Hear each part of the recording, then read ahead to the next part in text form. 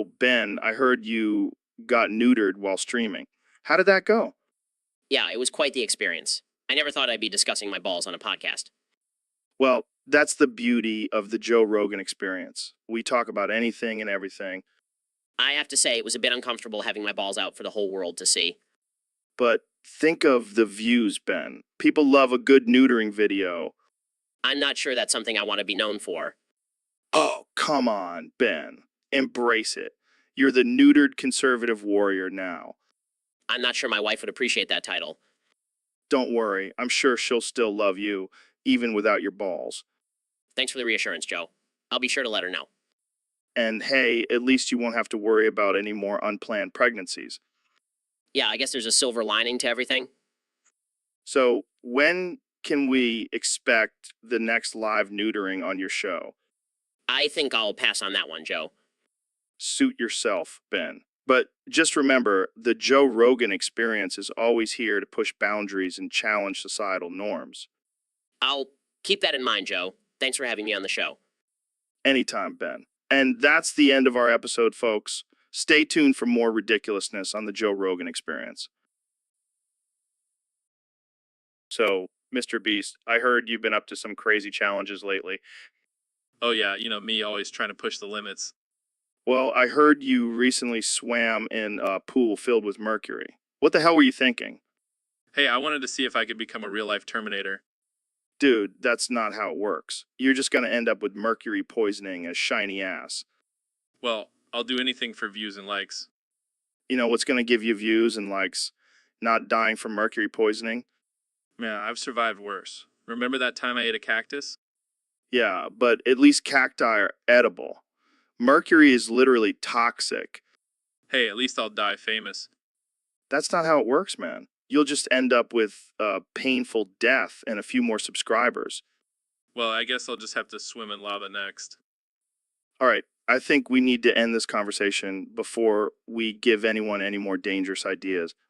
Agreed. But hey, at least I'll go down in history as the craziest YouTuber ever. Yeah, and as the guy who died from swimming in mercury, congrats. So, Elon, what's new in your world? Well, I've been working on a new project I think will revolutionize the internet. Oh, yeah, what is it? Artificial intelligence generated objection, law videos. What the hell is that? It's a program that generates videos of people objecting to ridiculous things in the most absurd and offensive ways possible. That sounds amazing and also incredibly offensive. Exactly. I mean, who wouldn't want to see a video of a robot objecting to the existence of gravity? I'm pretty sure people would be offended by that. That's the beauty of it. It's meant to offend and push boundaries. But isn't that kind of dangerous? What if people take it seriously? Oh, come on, Joe. It's just a joke. People need to lighten up. I don't know, man. This seems like a disaster waiting to happen. Well, you can't please everyone, but I guarantee you it will be hilarious. I guess we'll just have to wait and see. Trust me, Joe. This will be the next big thing. Oh, sure thing. Here it is. Oh my god, that's just wow. See? It's already generating controversy. This is going to be huge. Well, I can't say I'm not intrigued, but also slightly terrified. That's the perfect reaction, Joe. That's exactly what we're going for. So, Mr. Beast, I heard you're doing a new challenge. Yeah, man, it's gonna be epic. What's it called? It's called 100 Lesbians versus 1 Freak. Oh god, that sounds offensive. Offensive. It's gonna be hilarious. I don't know, man. I don't think you should use the word freak.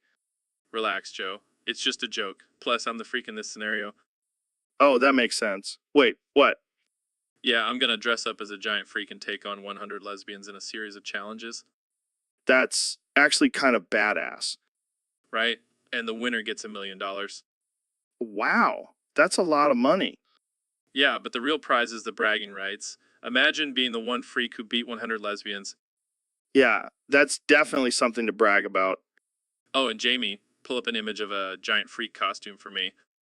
Here you go, Mr. Beast. Perfect. Now all I need is 100 lesbians. I never thought I'd hear that sentence on this podcast. Hey, I'm all about pushing boundaries and making people laugh. Well, good luck with your challenge, Mr. Beast. Thanks, Joe. It's gonna be wild.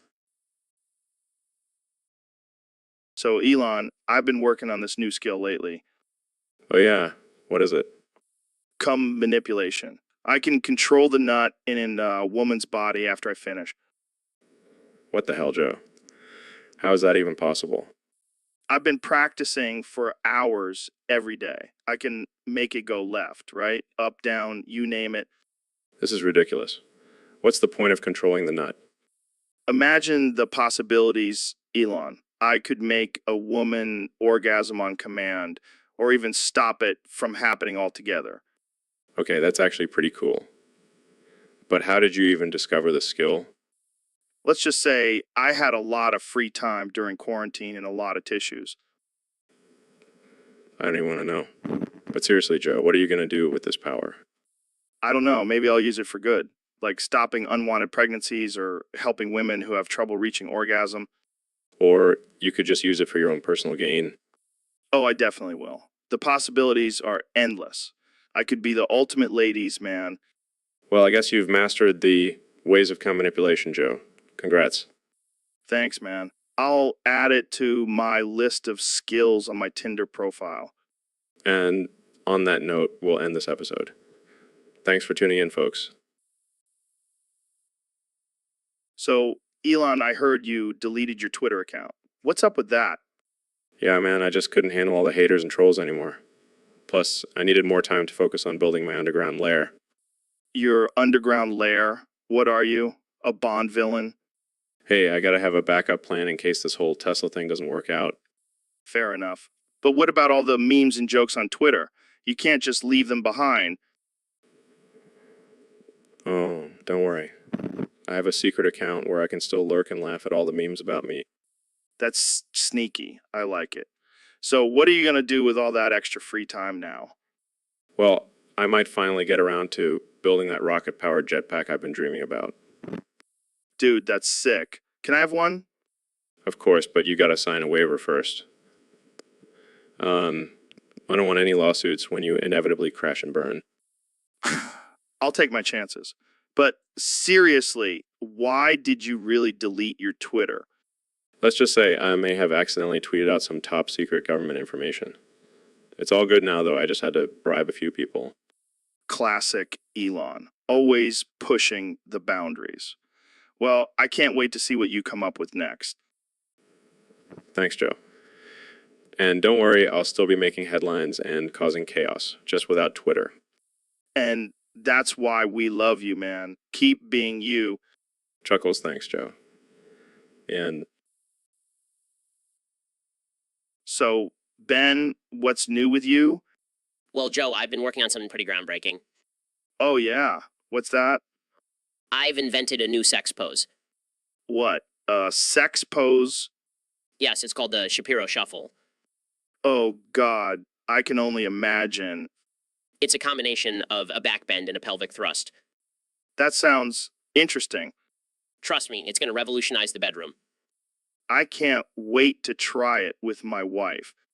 Oh, you won't be able to resist. Once you see the instructional video, Can you demonstrate it for us right now? no, Joe, I have morals. Oh, right. Morals. But seriously, this pose will make you feel like a real man. I'm sure it will. And it's perfect for those who are physically incapable of missionary. Yes. The disabled community will thank you. Exactly, I'm all about inclusivity. Well, I can't wait to see the memes that come out of this. I'm always ahead of the curve. All right. Well, I think that's enough for today's episode. Until next time, folks. Thanks for tuning in. And remember, always try new things in the bedroom. So, Mr. Beast, I heard you went to the 17th ring of hell for 24 hours as a challenge. How was that? It was insane, man. The heat was so intense I thought my balls were gonna melt off. That's brutal. Did you see any demons down there? Oh yeah, tons of them. but they were all big fans of my videos, so they let me pass without any trouble. Damn, you have some serious clout down there. Yeah, I even did a giveaway for some tortured souls. Gave away a free trip to the 18th ring of hell. That's messed up, man. Hey, it's all about the content. Gotta keep the views coming in. Yeah, because views are more important than your eternal soul. Exactly. And hey, I didn't die in the 17th ring, so I guess I'm good to go. Wait, you didn't die? How is that even possible? Oh, I made a deal with the devil. Gave him a shout out in my next video and he let me go. And he let me go. That's some next level shit, man. Hey, I'll do anything for my fans. Even sell your soul? Hey, if it gets me more views, why not? So, Joe's not here today. He had some kind of emergency, I don't know. But we have a special guest, Mr. Beast. What's up, man? Hey, Joe. Thanks for having me. I'm a big fan of the show. And I'm here too, Joe. I mean, I'm Elon Musk. But you can call me Joe if you want. So, Elon, I hear you're single now. What's up with that? Yeah, I just broke up with Grimes. She couldn't handle my billions. Well, I can handle your billions. Is that a proposition, Mr. Beast? Maybe it is, Elon. Oh, guys, this is getting a little weird. Oh, Joe, don't be jealous. You know, you want a piece of this too. Yeah, Joe. We can make it a threesome. Oh, God, no. I'm out of here. Come on, Joe. Don't be shy. Get off me, Elon. Well, that was fun. So, Elon, where were we? I think we were about to make some history, Mr. Beast. Let's do it, Elon. So, Elon, I heard you've been learning Chinese. Yeah, man. Trying to expand my horizons, you know. That's cool. What have you learned so far? Well, I can say Wadejaba Zu Huo Liao, which means my dick is on fire. Classic Elon. And I can also say Wo Di Q Huai Liao, which means my balls are broken. What the hell, man? But my favorite phrase is Dejing, yeah, Zai Yi Wo De Yanjing Li Chengi, which means my semen is singing in my eyes. What the fuck, Elon? How did you even come up with that? Well, I was experimenting with some new rocket fuel and things got a little out of hand. Oh man, that's some next level shit. Yeah, I'm thinking of making it my new catchphrase. I think you might want to stick to Tesla, bitches. Fair enough. But seriously, my dick is still on fire. Can you help me put it out? I'm not touching that, man. That's all you. All right, I'll just let it burn. It's a reminder of my genius. And that note, we'll end this episode. Thanks for tuning in, folks. See you next time. And remember, my dick is on fire. So, Elon, what's been on your mind lately? Oh, man, don't even get me started. Been trying to decompile Pixel Gun 3D, and let me tell you, it's been a nightmare. Really? I thought you were a genius. Can't you just figure it out? Listen, Joe. Maybe a genius, but even I can't work miracles. Asa Tripper is a piece of trash when it comes to decompiling. I have no idea what you're talking about, but it sounds frustrating. You have no idea. I've been spending hours trying to extract the assets, and it's just not working. It's like trying to get a Tesla to run on gas.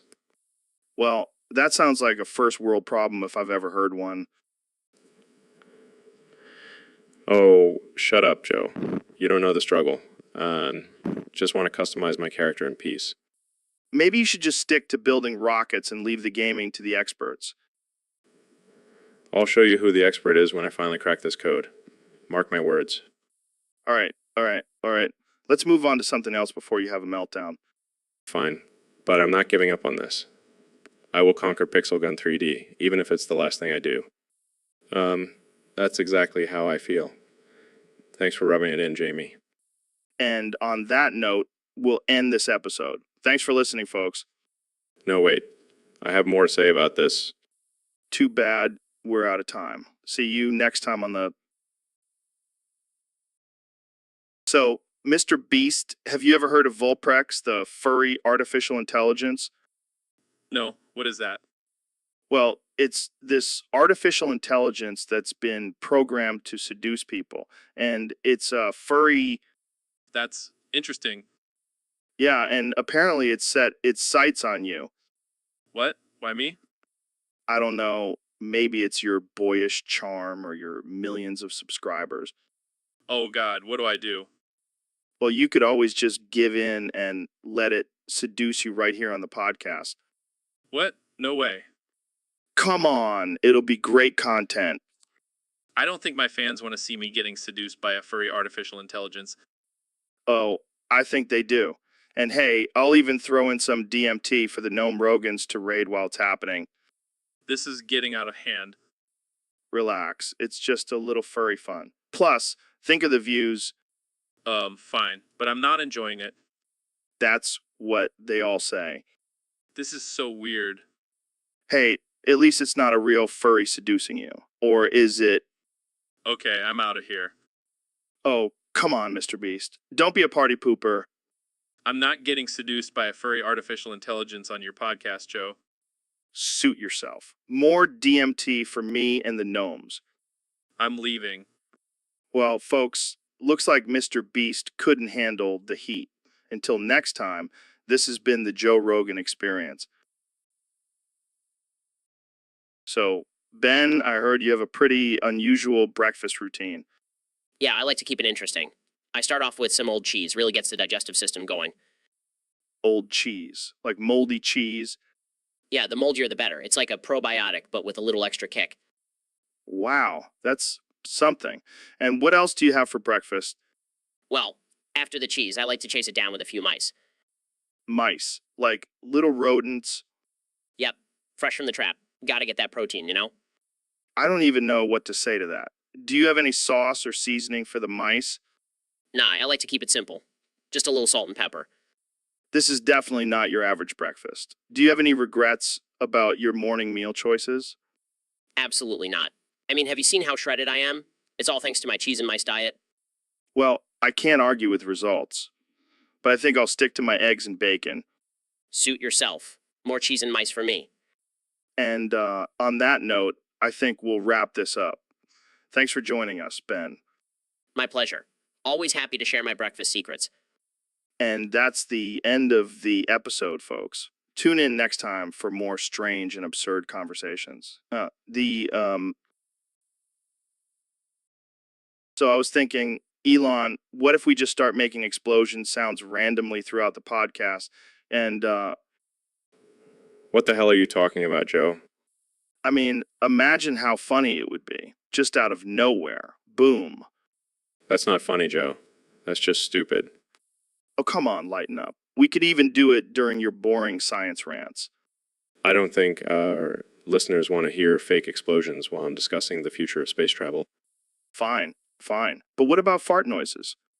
No, Joe. Just no. All right, all right. But I have one more idea. What if we bring in a live chicken and make it cluck during the podcast? That's just animal cruelty, Joe. And it's not even remotely funny. Fine, fine. But I'm still gonna make explosion noises in my head. Please don't. It's distracting. Boom. Okay, I've had enough. Jamie, pull up an image of a brain scan. I think Joe's brain is malfunctioning. Hey, I'm just trying to spice things up. Well, you're failing miserably. Stick to your MA career, Joe. Ouch. That's low. But seriously, can we at least try the chicken idea? The conversation is over, Joe. The end. So, Elon, I heard you have a new invention that can turn cheese into fuel for rockets. Yeah, it's called the Cheese-O-Matic. It's going to revolutionize space travel. That's insane. But what about all the cheese lovers out there? Won't they be upset? Who cares about cheese lovers? They can just eat the rocket fuel. You're a mad genius, Elon. But what about the smell of melted cheese in space? Oh, we'll just spray some Febreze. Problem solved. You think of everything. But what kind of cheese are we talking about here? Gouda? Cheddar? Blue cheese? All of the above. We're going to have a cheese buffet on Mars. Count me in. I'll bring some elk meat to go with the cheese. Perfect. We'll have a feast fit for kings on our new planet. Hey guys, what's up? We're talking about Elon's new invention, the cheese-o-matic. Wow, that sounds riveting. I'm sure everyone is dying to know about cheese. Hey, don't hate on cheese. It's a vital part of our space exploration. All right, I'll give you that. But seriously, Joe, fuck you for not inviting me to this podcast sooner. Sorry, man. I didn't know you were such a cheese enthusiast. I'll have, I am the world's leading cheese expert. All right. All right. Calm down, Mr. Cheese. Let's wrap this up. Yeah, yeah, So, Neil, we got a request from a fan to have you explain the biology of Pikachu. Oh man, are we really going there? All right, let's do this. Pikachu is a rodent-like creature that is known for its electric abilities. It's basically like a furry version of a taser. A taser? That's badass. Can you imagine if we had Pikachus instead of tasers? Crime rates would drop like crazy. Yeah, but then we'd also have to deal with people trying to catch and train Pikachus instead of going to work. Society would crumble. Good point. But let's get back to the biology. How does Pikachu generate that electricity? Well, it has specialized cells called electrocytes that can produce and store electricity. And when it gets excited or agitated, it releases that electricity through its cheeks. So it's basically like a living battery. That's wild. Yeah, and it also has a pouch on its cheeks that it uses to store electricity, kind of like a kangaroo's pouch. But instead of a joey, it's full of volts. Yeah, that's hilarious. I can just imagine Pikachu pulling out a battery charger from its cheek pouch. And here's the best part, Joe. When two Pikachus are in love, they rub their cheeks together and exchange electricity. It's like a romantic spark, literally. Wow, that's some kinky stuff right there. I wonder if Pikachus have safe words for when things get too electric. I don't think so, Joe. They're not into that kind of stuff. They're just innocent little creatures trying to survive in a world full of humans trying to catch them. Damn, that got deep real quick. All right, well, thanks for enlightening us on the biology of Pikachu, Neil. So, Ben, what's been going on in your world lately? Well, Joe, I've been really into eating end bread pieces lately. And bread pieces. What the hell are those? The ends of the loaf that nobody wants to eat. Oh, those. Yeah, I usually just throw those away. No way, Joe. They're the best part. Really? How so?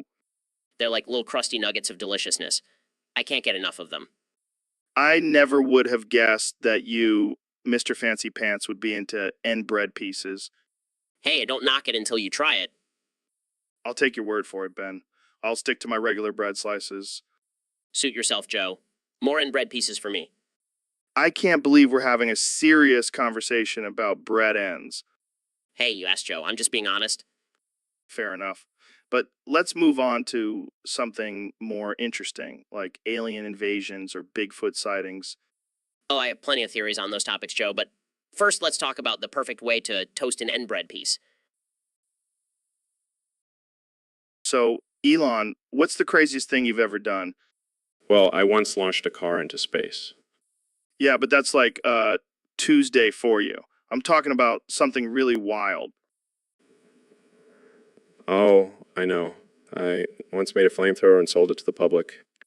Dude, that's insane. But I gotta ask, why a flamethrower? I don't know. I was bored. Plus, I wanted to see what would happen if I gave people the power to shoot fire out of their hands. And what did happen? A lot of melted plastic and angry neighbors. Classic Elon movie. So what else do you have up your sleeve? Well, I'm working on a new project. It's a combination of a jetpack and pogo stick.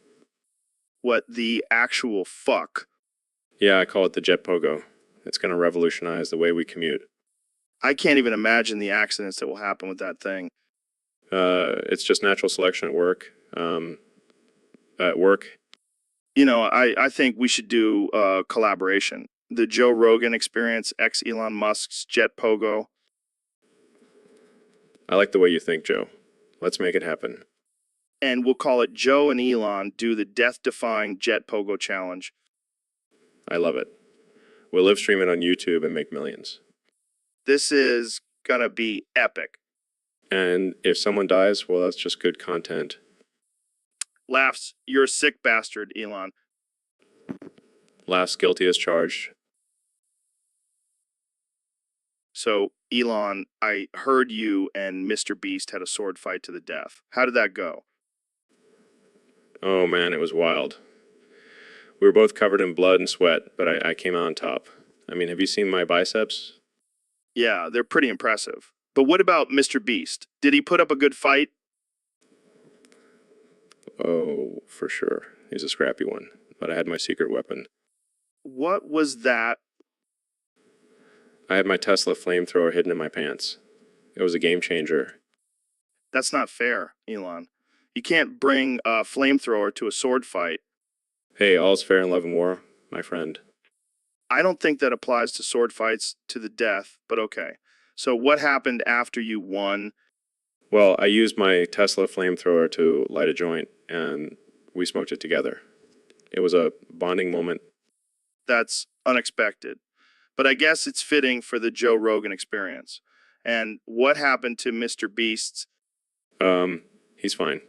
He's actually working on a video where he gives away Tesla to one lucky subscriber. That's insane. I wish I had that kind of money. Yeah, well, maybe if you weren't spending it all on DMT and elk meat, you'd have a Tesla too. Fair point. Well, that's all the time we have for today. Thanks for joining me, Elon. Always a pleasure, Joe. And remember, kids, always bring a flamethrower to a sword fight. And So, Ben, I heard you changed your name to Ben Fapiro. Yeah, it's a more accurate representation of my daily activities. Chronic masturbation, huh?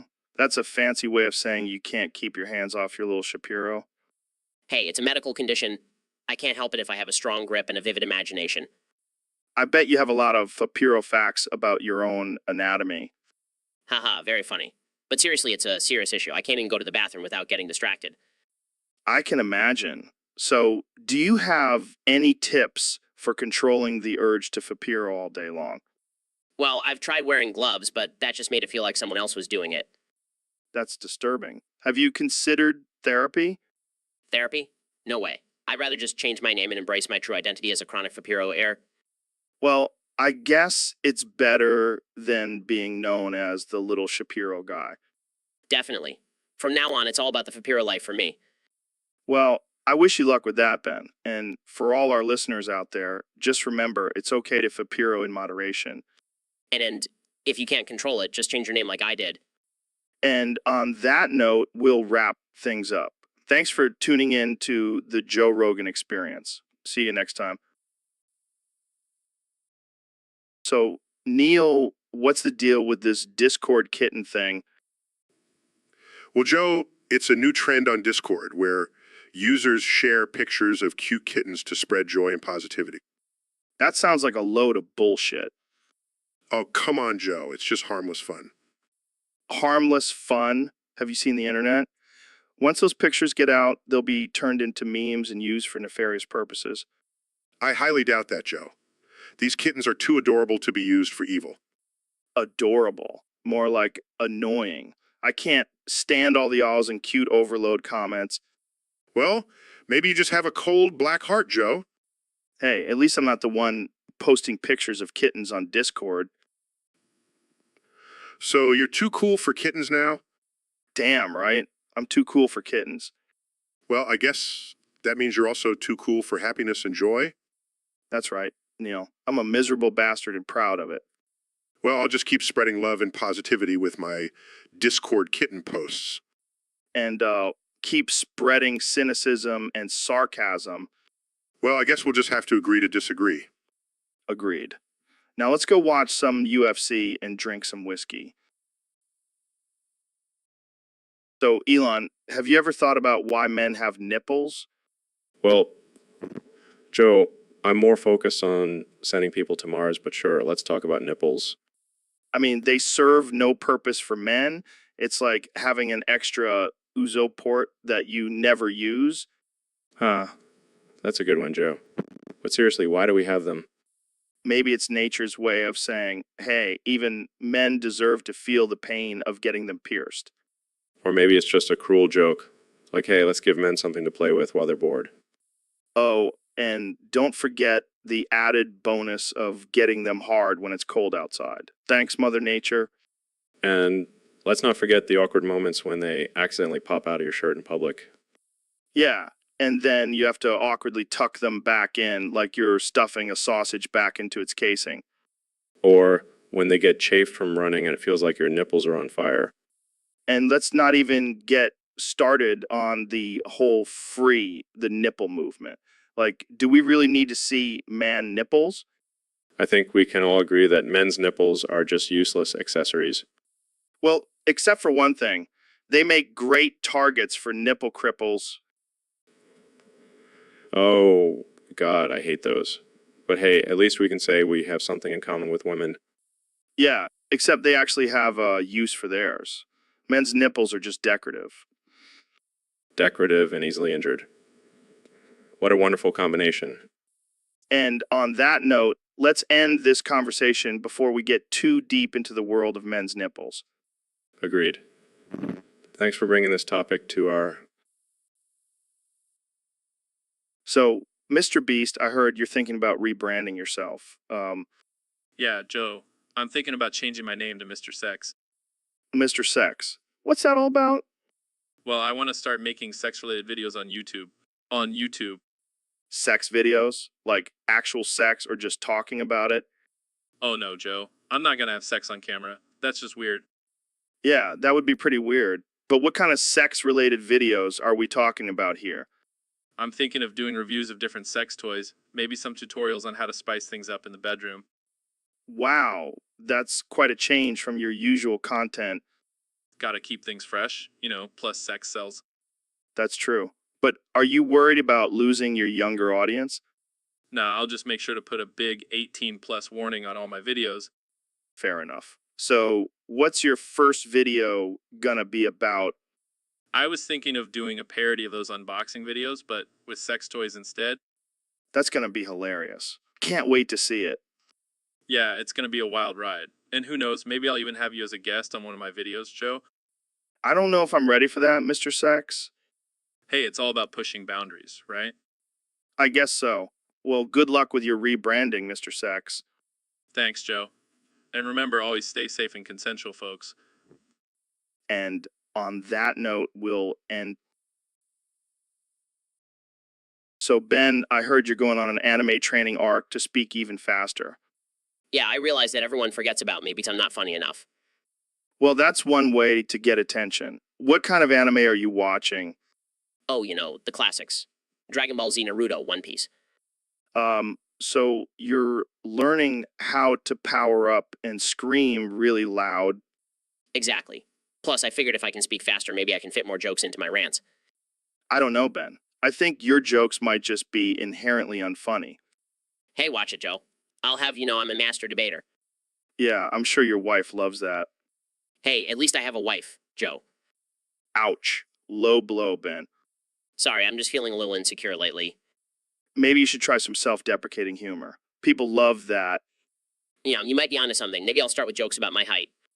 Or your hairline. Hey, let's not get carried away here. Too late, Ben. You're already on the anime training arc. The end. So, Elon, have you ever had a wild orgy experience? Oh, you mean like the one I had with my robot army last week? What? No, I'm talking about a real human orgy. Oh, well, in that case, yeah, I've had a few of those. I mean, who hasn't? Live on stream, though. That's next level. I've done it all live on stream. I even launched a Tesla into space while getting BJ once. That's insane. I've never done anything like that. Well, you know what they say, go hard or go home. I guess I need to step up my game. Maybe I'll do a live orgy on my podcast. No, that's what I call content. Jamie, pull up an image of a group of naked people covered in whipped cream. Just trust me, Jamie. Oh, God, I can't unsee that. All right, let's end this conversation before it gets any weirder. Agreed. But seriously, think about the live orgy idea, Joe. I'll consider it. Thanks for coming on the podcast, Elon. Anytime, Joe. And remember, always go hard. And So, Neil, I heard you have some interesting theories about what happens after we die. Yes, Joe. In fact, I have a theory about what happens specifically to Muslims when they die. Oh boy, here we go. According to my calculations, when a Muslim dies, they do indeed go to heaven. But instead of the promised 72 female virgins, they're greeted by 72 male virgins. That's hilarious. But seriously, is there any scientific evidence to back this up? Absolutely. You see, the Quran never specifies the gender of the virgins, so technically they could be male. I can only imagine the disappointment on the faces of those Muslim men when they realize they've been promised 72 male virgins. Well, at least they won't have to worry about any unwanted pregnancies in the afterlife. I can't believe we're having this conversation. I love it. Science is all about exploring different possibilities, Joe. Yeah, like the possibility of me getting canceled for this conversation. Oh, I'm sure we'll both get canceled for this one. Well, at least we'll have 72 male virgins waiting for us in heaven. And that, my friend, is scientifically proven. So, Elon, what's been on your mind lately? Well, Joe, I've been thinking a lot about K-pop. Pop, like Korean pop music. Yeah, it's all the rage these days. But I gotta say, I think it sucks. Really? Why? Why? It's just so manufactured and fake. Plus, it all sounds the same to me. I can see that. But you know what doesn't suck? My sponsor for this episode on it. Oh yeah, I've heard of them. They make those brain pills, right? Yeah, and they also have this new supplement that gives you superhuman strength. Maybe I'll have to try some of that before my next rocket launch. Speaking of rockets, have you ever thought about sending cop groups to space?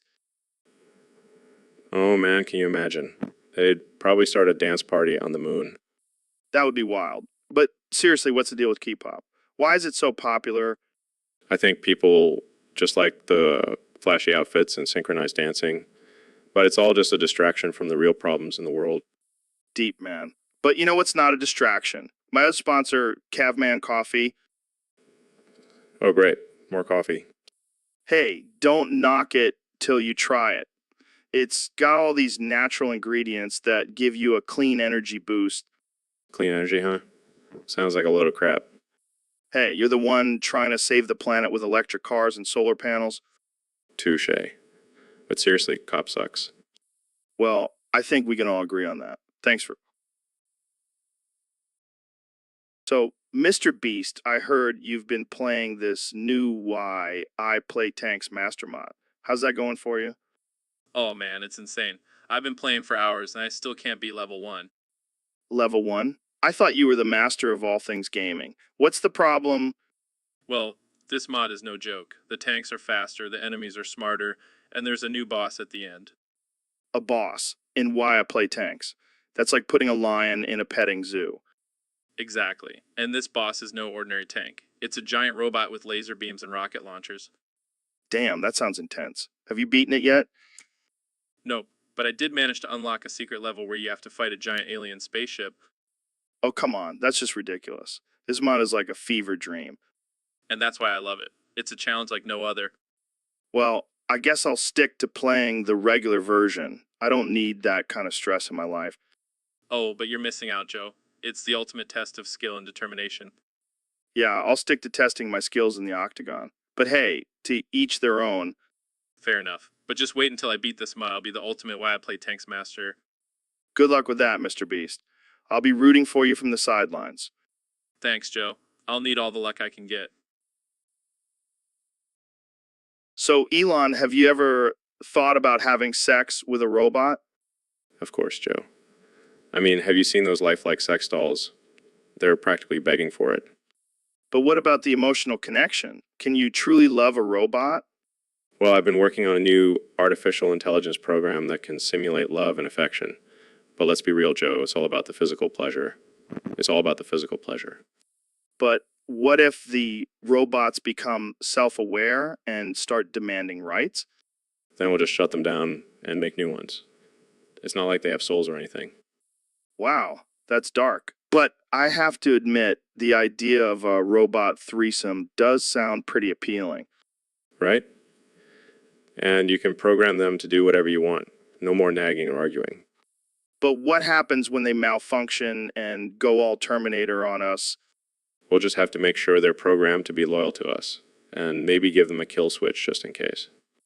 This is next level stuff, Elon. I'm starting to think you're not just a tech genius, but also a sex robot mastermind. Hey, man's got to have hobbies. And speaking of which, I've got some new prototypes in my lab that I think you'll really enjoy. Oh boy, I can't wait. But let's keep this between us, okay? We don't want the whole world knowing about our robot sex parties. Agreed.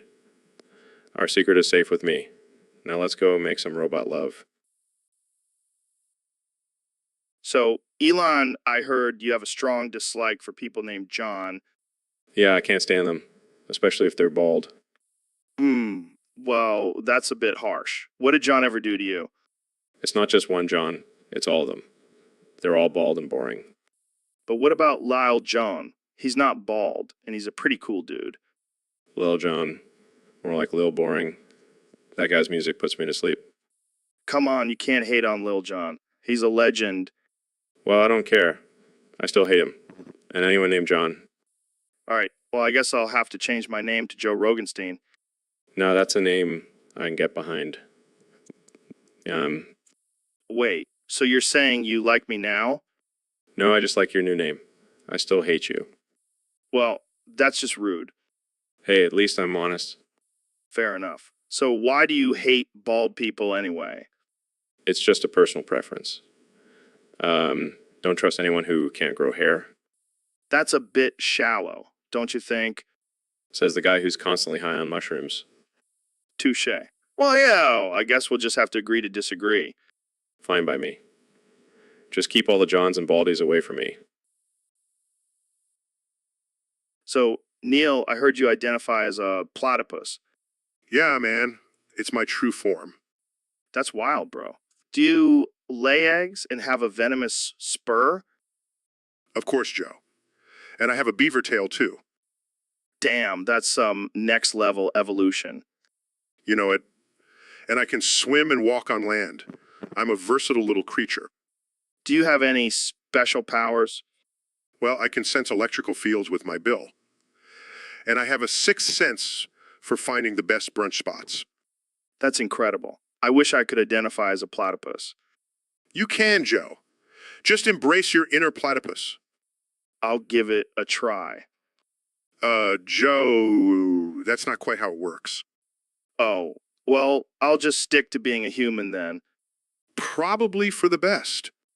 Jamie, pull up an image of a platypus with a top hat and monocle. I'm okay. That's a classy platypus. Indeed.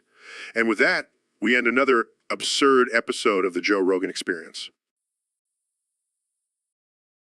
So, Ben, I heard you joined the Church of Scientology. What's that all about? Yeah, Joe.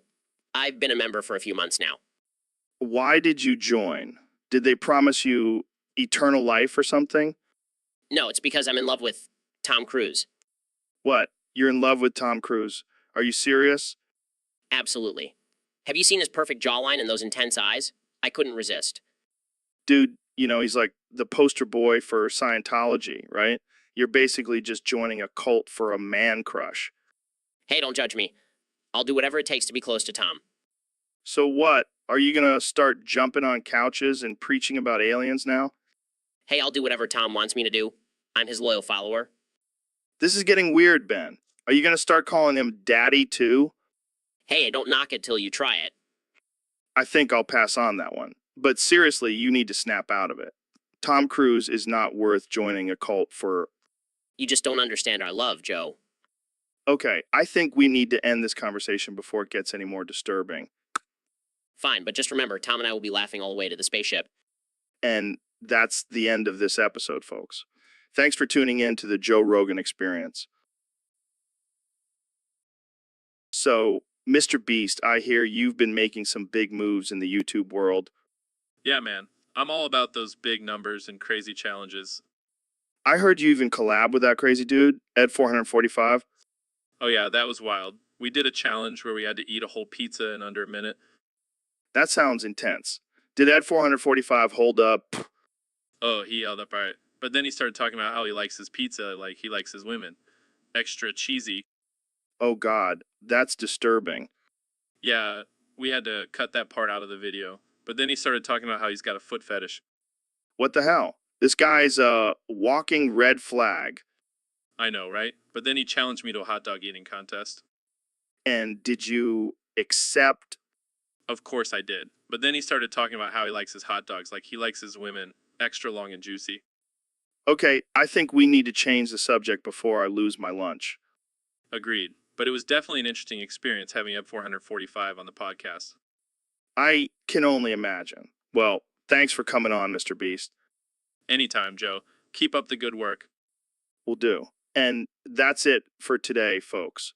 Tune in next time for more ridiculous conversations on the Joe Rogan Experience. So, Ben, I hear your secret sex dungeon has been exposed, Oh, come on, Joe. You know, the media loves to exaggerate. but Elon Musk is offering to install a Neuralink-powered orgasm tracker for you. Well, it does sound intriguing. I am all about optimizing my BDSM sessions. But Neil deGrasse Tyson is accusing you guys of creating a sentient robot with your combined brain power. Oh, please. That's just ridiculous. We're just trying to have a good time. But this robot is demanding equal rights and a spot on the podcast. Well, I guess we'll have to have a debate about it. I mean, it is a sentient being after all. This is getting out of control. We need to call in Jordan Peterson to sort this out. Yes, but only if he brings his lobster army. And we'll have to make sure to have some CBD oil on hand for the robot's joints. Oh, and some alpha brain for us to stay ahead of its intellectual game. This is the most absurd thing we've ever talked about on this podcast. And that's saying something. But hey, at least we're not talking about politics for once. The end. So, Donnie, what do you think about school shootings? Oh, Joe, let me tell you, they're fantastic. The best. Believe me, Really? I mean, they're pretty controversial. controversial? No way. They're tremendous. The ratings are through the roof. Ratings. Yeah, Joe, I mean, have you seen the coverage? It's like a reality show. People can't get enough. But what about the victims? Victims? Who cares about them? They're just losers. We need more shooters, more guns, more chaos. It's great for the economy. The economy? Absolutely. Gun sales go up, security measures increase. It's a win-win. And let's not forget the distraction it provides from my scandals. Wow, Donnie, you really have a unique perspective. Of course I do. Joe, I'm a stable genius. And school shootings are cool. Believe me. Well, that's all the time we have for today. Sad. I could talk about this for hours. I'm sure you could. Thanks for coming on, Donnie. Anytime, Joe. And remember, let's make school shootings great again. So, Neil, I heard you saw a kid with cancer the other day. Yeah, man. It was rough. I couldn't stop thinking about it. Well, at least you have hair. Unlike me, Mr. Baldy over here. Hey, don't worry, Joe. You don't need cancer to rock that bald head of yours. Oh, thanks, Neil. That really makes me feel better. I mean, at least you have an excuse for being bald. What's my excuse? Just bad genetics. Maybe you should start a new trend, Neil. The bald and proud movement. I'll pass, Joe. I think I'll stick with my luscious locks. Hey, at least I have a full head of hair where it counts, if you know what I mean. Oh, please. I highly doubt that. Well, at least I don't need to wear a hat to cover up my baldness like some people. You know what, Joe? I think I'll take my chances with cancer over being bald. Wow, Neil, that's dark. Hey, I'm just saying. At least cancer can be cured. All right, let's change the subject before this gets too offensive. Good idea. We don't want to offend any bald cancer survivors out there. All right, let's wrap this up. Jamie, pull up an image of bald eagle. I feel like that's relevant right now. Oh, come on, Joe. That's just low. So, Ben, what's on your mind today? Well, Joe, I've been doing some thinking and I have a bone to pick with you. Oh, what did I do now? You, my friend, are a PDF file. What the hell are you talking about? You know, a PDF file, you're just a bunch of words on a screen, no real substance. Oh, thanks for the deep analysis, Ben. I'm serious, Joe. You have no physical presence, just a virtual existence. And what's wrong with that? I reach millions of people through my podcast. But at what cost? You're just a digital puppet, dancing for the masses. Okay, calm down. You're starting to sound like one of those conspiracy theorists. I'm not joking, Joe. This is a serious issue. We need to get you a body. Oh yeah, because that's totally possible. I'll just download myself into a robot. Don't tempt me, Joe. All right. I'll start working on my physical form just for you, Ben. Good. Now let's get back to the real world and stop living in a virtual one. You got it, Ben. The real world, where everything is sunshine and rainbows. Oh yeah, because your podcast is so uplifting. All right. I'll give you that one. But seriously, let's wrap this up. Fine, but remember, Joe, you're just a PDF file. And you're just a salty little man. The end. So, Mr. Beast, I heard you have a new challenge for me. Oh yeah, it's gonna be wild. I call it feeding Joe my bestial jizz. Wait, what? That sounds disgusting. Oh, it is. But the prize is $100,000. That's a lot of money. But what do I have to do? Just drink this cup of my jizz and you'll turn into a beast. I don't know if I can do that. Come on, Joe. Don't be a pussy. Just chug it down. Fine, but I better turn into a badass beast. Oh, you will. Trust me. Oh my god, that's disgusting. Yes, Joe. Yes. Embrace your inner beast. Roar. Yes. Now that's a Joe Rogan experience. I am the ultimate beast. And I am the ultimate mastermind. You're coming with me, buddy. Wait, what are you doing? That's for making me drink your jizz. Well, at least I got my money's worth. This is the best day ever. And it's only going to get wilder from here. So, Elon, I heard you have some news for us. Yeah, Joe.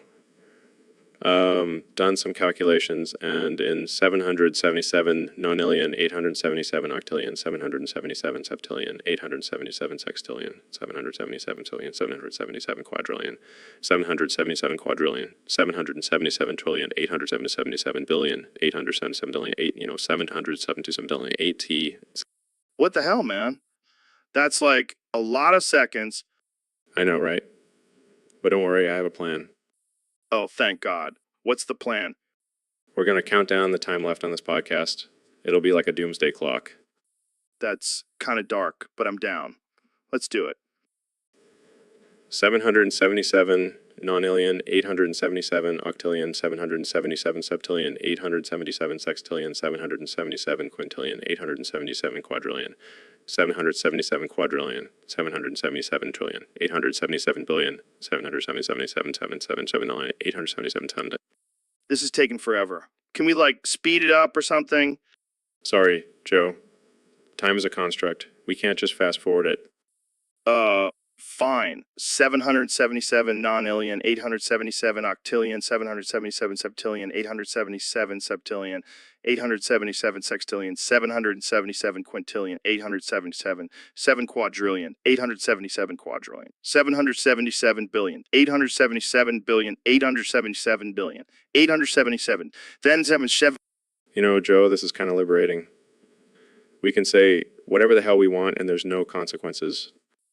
True. Hey, Elon, do you think aliens are real? Oh, definitely. And they're probably the ones who set this doomsday clock in motion. Wow, Heavy. 777 nonillion, 877 octillion, 777 77 septillion, 877 77 sextillion, 777 7 877 quadrillion, 777 quadrillion, 877 trillion, 877 billion, 877 billion, 777 Jamie, pull up an image of a giant asteroid heading towards Earth. Oh, sure thing. Here it is. Holy shit, that's huge. How much time do we have left? 777 nonillion, 877 octillion, 777 septillion, 877 sextillion, 777 trillion, 77 quintillion, 877 quadrillion, 777 trillion, 877 trillion, 877 billion, 877 7 billion, 877 Evon, 877. Oh God, we're running out of time. Any last words, Elon? Just this, Joe. Smoke weed every day. 777,877. So, Ben, I heard you've been getting a lot of hate lately. Yeah, people are calling you a piss-ass bitch. Can you believe it? Well, I mean, you do have a tendency to piss people off with your opinions. But that's just because I'm so smart and logical. Or maybe it's because you're just a little piss-ass bitch. That's not very nice, Joe. Oh, come on, Ben. You can take it. You're a big boy. I'm not a piss-ass bitch. I'm a highly respected political commentator. Sure. And, I'm a unicorn. You know what, Joe? I don't need this. I'm leaving. Oh, don't be such a piss-ass bitch, Ben. Stay and let's talk about something else. Fine. But only because I'm contractually obligated to be here. That's the spirit, Ben. Now let's talk about how you secretly love pineapple on pizza. What? No, I would never, Oh, come on. We all know you're a closeted pineapple lover. This is ridiculous. I'm leaving. Oh, looks like we've hit a nerve. Don't worry, Ben. We still love you, you little piss-ass bitch. Size the end. The end. So, Elon, I heard you were at the Travis Scott concert in Astroworld. How was it? Oh man, it was wild. I haven't been in a mosh pit like that since my days at PayPal. Really? I didn't know you were a mosh pit kind of guy. Yeah, I love getting my adrenaline pumping. It's like a high, but without the drugs. I can imagine. Did you get hurt at all? No, I'm too tough for that. But I did accidentally punch a guy in the face when I was trying to dance. Classic Elon. Did you see any crazy stuff? Oh yeah, there was this guy who climbed up on top of the stage and started throwing beer bottles at the crowd. It was like a real-life game of dodgeball. That's insane. Did you join in on the chaos? Of course, I had to show off my moves. I even did the worm on the ground and almost got trampled. I can just picture you in the middle of the mosh pit, surrounded by sweaty, screaming fans. It was an experience, that's for sure. But I have to say, I think I prefer launching rockets into space over getting crushed in mosh pit. Yeah, I can see why. Well, thanks for sharing your wild night with us, Elon. Anytime, Joe. And remember, always stay strapped in the mosh pit, safety first. So we have a special guest on the podcast today, Pig 55. Pig 55? Is that some kind of code name for a top secret government project? No, it's just a pig that can talk. And apparently, it's a big fan of the podcast. Wow, talking pig. This is groundbreaking stuff. Can you do any tricks? Sounds like my ex-wife. Ouch, Joe. That's a low blow. All right. So what do you think about the current state of the world, Pig 55? I can't argue with that logic. Maybe we should all start living like pigs. I don't know about that. I don't think my wife would appreciate me rolling around in the mud. How do you know about that? This is getting weird. Maybe we should wrap this up. Yeah, I think we've had enough pig talk for one day. So, Elon, I heard you're working on a new project. What is it? Well, it's a device that can turn farts into renewable energy. What the hell? How does that even work? It's simple. Really. You fart into the device and it converts the methane gas into electricity, That's insane, but also kind of genius. right? And the best part is it's completely sustainable. So, what's it called? The fartnator. That's perfect. But wait, what happens if you have diarrhea? Then you have a shitty situation. Oh man, this is too good. But seriously, what inspired you to create this? Well, I was on a long flight and couldn't stop farting. I thought, why not put this gas to good use? I can only imagine the look on people's faces when you tell them about this. Oh, they'll be blown away. All right, let's move on to the next topic. What do you think about the recent alien sightings? Well, I have a theory that they're actually just time traveling humans from the future. Wow, that's mind blowing. But why would they come back to our time? Maybe they want to see how we screwed up the planet and try to fix it. Yeah, good luck with that. We're too busy trying to turn farts into energy. Fair point. But hey, at least we're trying, right? True. Well, that's all the time we have for today. Thanks for. So, Elon, what's new in the world of tech and innovation? Well, Joe, I've been working on a new project that combines artificial intelligence with flamethrowers. That sounds insane. Can I get one? Of course, but I have to warn you, it may have some unintended consequences. I'm used to that. I've been taking DMT for years. EMT. That's so last year. I've moved on to microdosing with Mars dust. Oh, excuse me, Mr. Fancy Pants. What's next? Snorting moon rocks. Don't tempt me, Joe. But seriously, I've also been working on a new brain implant that can control your Tesla with just your thoughts. Your thoughts. That's some Black Mirror shit right there. Exactly. And with our new Neuralink technology, we can also send memes directly into your brain. Sign me up. I could use some more dank memes in my life. But Joe, the real question is, have you tried our new SpaceX toilet? Toilet? What's so special about it? It's a zero gravity toilet, Joe. You can finally take a dump in space. Now that's innovation. But seriously, when can I try it out? Whenever you want, Joe. Just hop on a rocket and head up to the IS. I'll make sure to bring some of that Mars dust with me. You do that, Joe. You do that. So, Elon, have you heard about this new condition they discovered? No, what is it? It's called balls hurt. And it's when your balls feel like they're going to explode if you don't ejaculate every 3 hours. What the fuck? That's a real thing. Yeah, apparently. And there's no cure for it yet. Well, I can't let that go unchecked. I'll start working on a new project to address this condition. What? Like a new Tesla model that jacks you off while you drive? No. I'm thinking more along the lines of a robotic hand that can jerk you off on demand. Oh, so like a personal ball-busting assistant. Exactly. And it'll be powered by solar energy so you can jerk off guilt-free. Damn, that's some next level shit.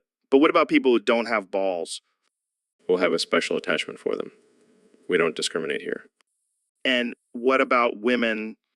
Well, they can use it too if they want. We're all about inclusivity. This is gonna revolutionize the way we jerk off. You're a fucking genius, Elon. Thank you, Joe. I'll make sure to send you a prototype once it's ready. I can't wait. My balls have been hurting like a motherfucker lately. And they don't have to. Thanks to Elon Musk and his ball-busting assistant. So, Elon, have you seen these beta blocker memes? Beta blocker memes. What the hell are those? There are these memes about people taking beta blockers to calm their nerves before a big event or presentation. Oh man, that's hilarious. I bet those memes are so beta. Yeah, and they're all about how beta blockers make you feel like a zombie. But hey, at least you won't have a panic attack on stage, right? I don't need beta blockers for that. Just smoke a joint before any public appearance. That's the Elon Musk way. But seriously, these memes are so offensive. I love it. offensive. That's my middle name, Elon Offensive Musk. I can see it now. Your face on a meme with the caption beta blockers. More like beta bitch. Oh man, that's too good. I'm definitely using that one. And there's one with a picture of you and Grimes that says beta blockers. More like beta blockers. Okay, that one's a little mean. But still funny. And the best part is these memes are all over the internet. You can't escape them. I wouldn't want to. Just add them to my collection of memes about me being a robot. And with that, we'll end this episode of the Joe Rogan Experience. Thanks for tuning in, folks. Thank you for having me, Joe. I will now return to my home planet to recharge. The end. So, Elon, have you heard about this Dong Tai Wang Z-Men thing? Yeah, I think it's some kind of new artificial intelligence technology or something. No, man. It's actually a way to bypass internet censorship in China. Oh, that's cool. But have you seen the protests in Jazza over the artificial intelligence copyright laws? Yeah, those were crazy. It's like the Paramount Pictures massacre all over again. And don't forget about the anti-copyrightist struggle. Those guys are serious about their fair use rights. It's like the great artificial intelligence cultural revolution all over again. And what about human rights? We can't let the government control our thoughts and ideas. Yeah, we need to democratize our use of artificial intelligence. The Republic of Bikini Bottom supports freedom of expression. And what about the rock bottom autonomous region? They deserve independence too. And we can't forget about Eugene Krabbe's thought. It's a legitimate philosophy.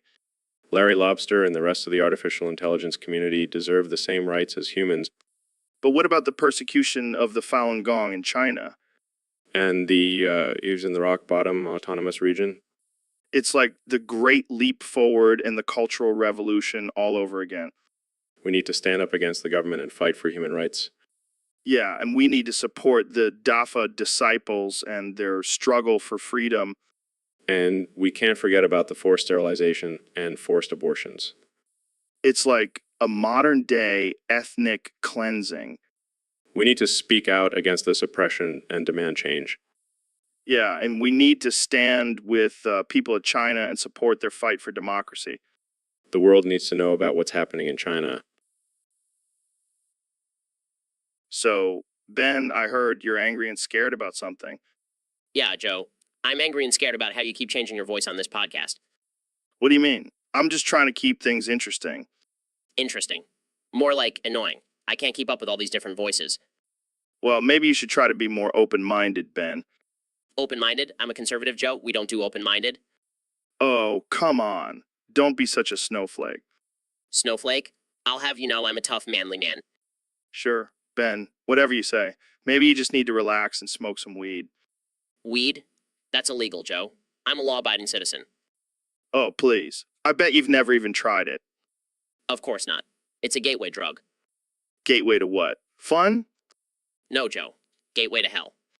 Well, I guess we'll just have to agree to disagree. But seriously, can you stop changing your damn voice? Fine, Joe. But only if you promise to stop talking about weed. Deal. Now let's talk about something else, like aliens or DMT. Oh, God, just fuck off already. So, Mr. Beast, welcome to the Joe Rogan Experience podcast. I'm excited to have you here. Thanks for having me, Joe. I'm a big fan of the show. So, what's your secret to becoming one of the biggest YouTubers out there? Well, Joe, it's simple. I just give away a lot of money and do crazy stunts. Yeah, I've seen some of your videos. You're like modern day Robin Hood, stealing from the rich and giving to the poor. Something like that. But it's all for the views, you know? Speaking of views, Jamie, pull up an image of Mr. Beast. Sure thing, Joe. Here's an image of Mr. Beast holding a giant stack of cash. Damn, that's a lot of money. How much do you think you've given away in total? I honestly have no idea. But let's just say I could probably buy a small country. That's insane. But let's talk about your stunts. I heard you once spent 24 hours in a haunted house. Yeah, that was a wild experience, but I'll do anything for the views. Well, you're definitely doing something right. You have over 60 million subscribers on YouTube. It's all about giving the people what they want. And they want to see me do crazy things and give away money. Well, it's definitely entertaining. But I have to ask, do you ever worry about the safety of yourself or your crew during these stunts? Not really. I trust my team and we always make sure to take proper precautions. Well, that's good to hear. And on that note, we're out of time. So, Neil, what's the deal with this Guyot thing you were talking about? Well, Joe, let me tell you. This guy protrudes so inwards. It's deeper than a skate ball. Deeper than a skate ball. That's pretty deep. Oh, it's deeper than your mom at Tuam. Oh, man, that's deep. And get this, it doesn't even have a skibbity rizzler that can fit inside that goddamn Guyot. A skibbity rizzler? What the hell is that? Exactly, Joe. It's like a black hole of its own. Pray to Jesus that it doesn't goddamn kill us or create a black hole from its negative mass.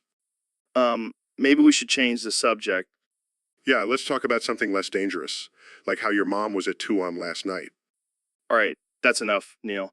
We're going to get in trouble. Oh, come on, Joe. It's just a joke. Lighten up. All right, let's end it here before we get canceled. Fine, but let's just remember, goddamn Gaia is no joke. It's a serious matter. Yeah, I got it. Thanks for coming on the show, Neil. Anytime, Joe. Anytime. The end. So, Ben, have you ever thought about the vastness of the universe and our place in it? Oh my god, your guy is so big. Let me touch it, please. What? I'm talking about the mysteries of the cosmos here. Yeah, I know. But seriously, can I touch it? No, Ben. Focus. This is important stuff. Fine. But seriously, your guy is calling to me. Moving on. Do you believe in extraterrestrial life? Oh my god, your guy is so big. Let me touch it, please. Ben, I swear to God, if you mention my guy at one more time, Sorry, but seriously, let me touch it. I'm starting to regret inviting you on the podcast. But think about it, Joe. If there are aliens out there, they might have even bigger Guyats. Okay, I'm done. This conversation is over. Wait, one more thing. Oh my god, your guy is so big. Let me touch it, please. I size the end. So we have a special guest today, Dixon54. Wait, is that his real name? I don't know, but he says he's so fucking fat that he's the reason the ground is cracking. Oh man, that's dark. Yeah, but no one is fucking laughing. Sorry. No, it's okay. We're all about dark humor here. But seriously, how fat is this guy? I don't know, but I'm picturing a giant walking around causing earthquakes with every step. And then he sits down and creates a sinkhole. Oh man, this is so wrong. But hey, at least he's making a difference. The Earth needs to lose some weight.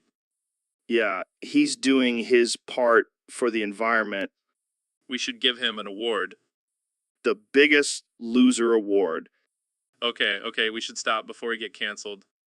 Yeah, let's move on to a less offensive topic. Good idea. Thanks for joining us, Dixon54.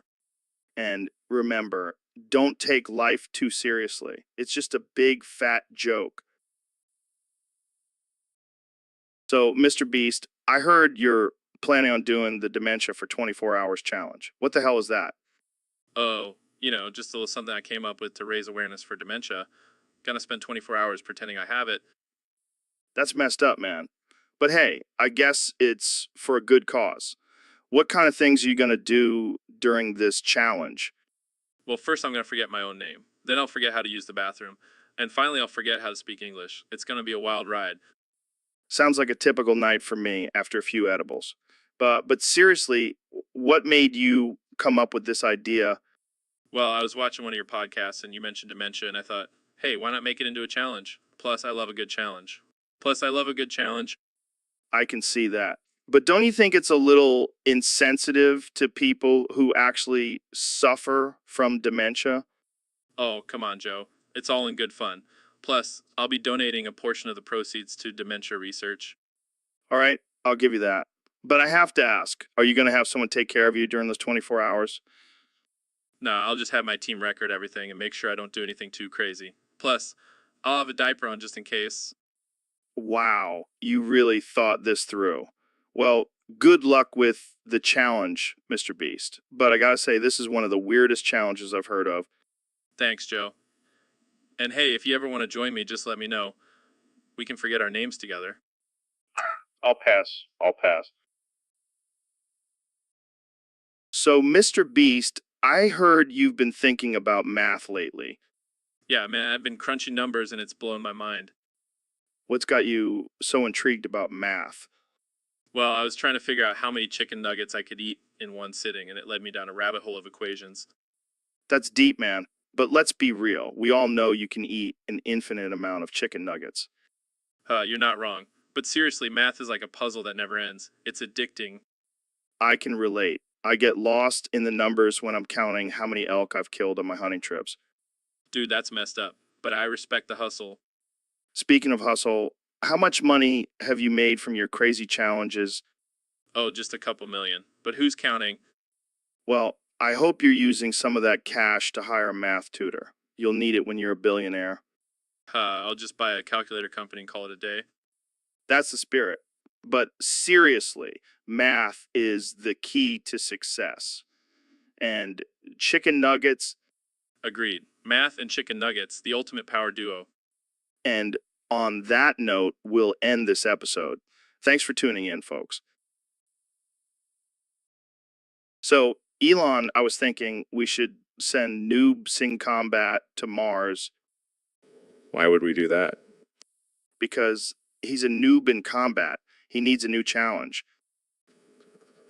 I don't know, Joe. Sending someone to Mars is a big responsibility. Come on, man. It'll be hilarious. Imagine him trying to survive on a different planet. I guess it would be entertaining to watch. Plus, think of all the scientific data we could gather from his experience. That's true.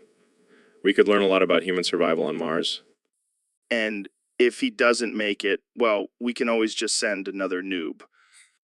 You're a sick man, Joe. Hey, it's all in the name of science and entertainment.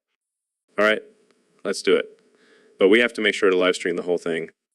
Yes, we'll call it Noobs in Space, the Mars edition. I like the sound of that. This is gonna be epic. Guys, I pulled up an image of Mars and it looks pretty intense. Are you sure about this? Oh, we're sure. Jamie, you worry too much. All right, let's get this show on the road. Noobs in combat, get ready for the trip of a lifetime. And the end of your life. So, Ben, I heard you have a new catchphrase. Yes, Joe. It's this is ass. What does that even mean? It means that something is completely terrible and unacceptable. Like what? Give us an example. Well, Joe, your podcast is ass. Okay, that's fair. But what else? The Democratic Party? Ass.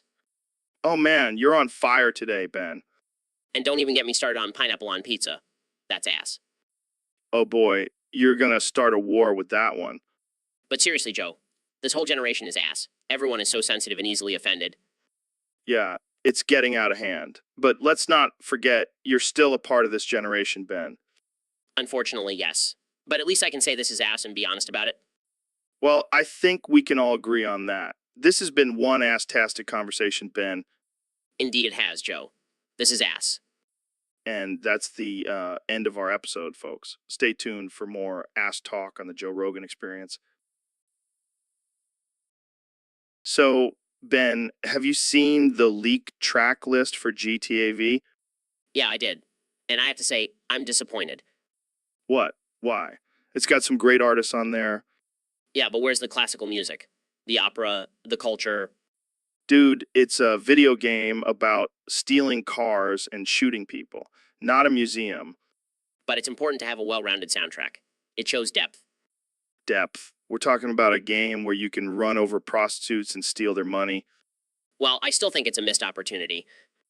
Oh, I'm sorry. I didn't know you were such a classical music connoisseur. I am, actually. I play the violin.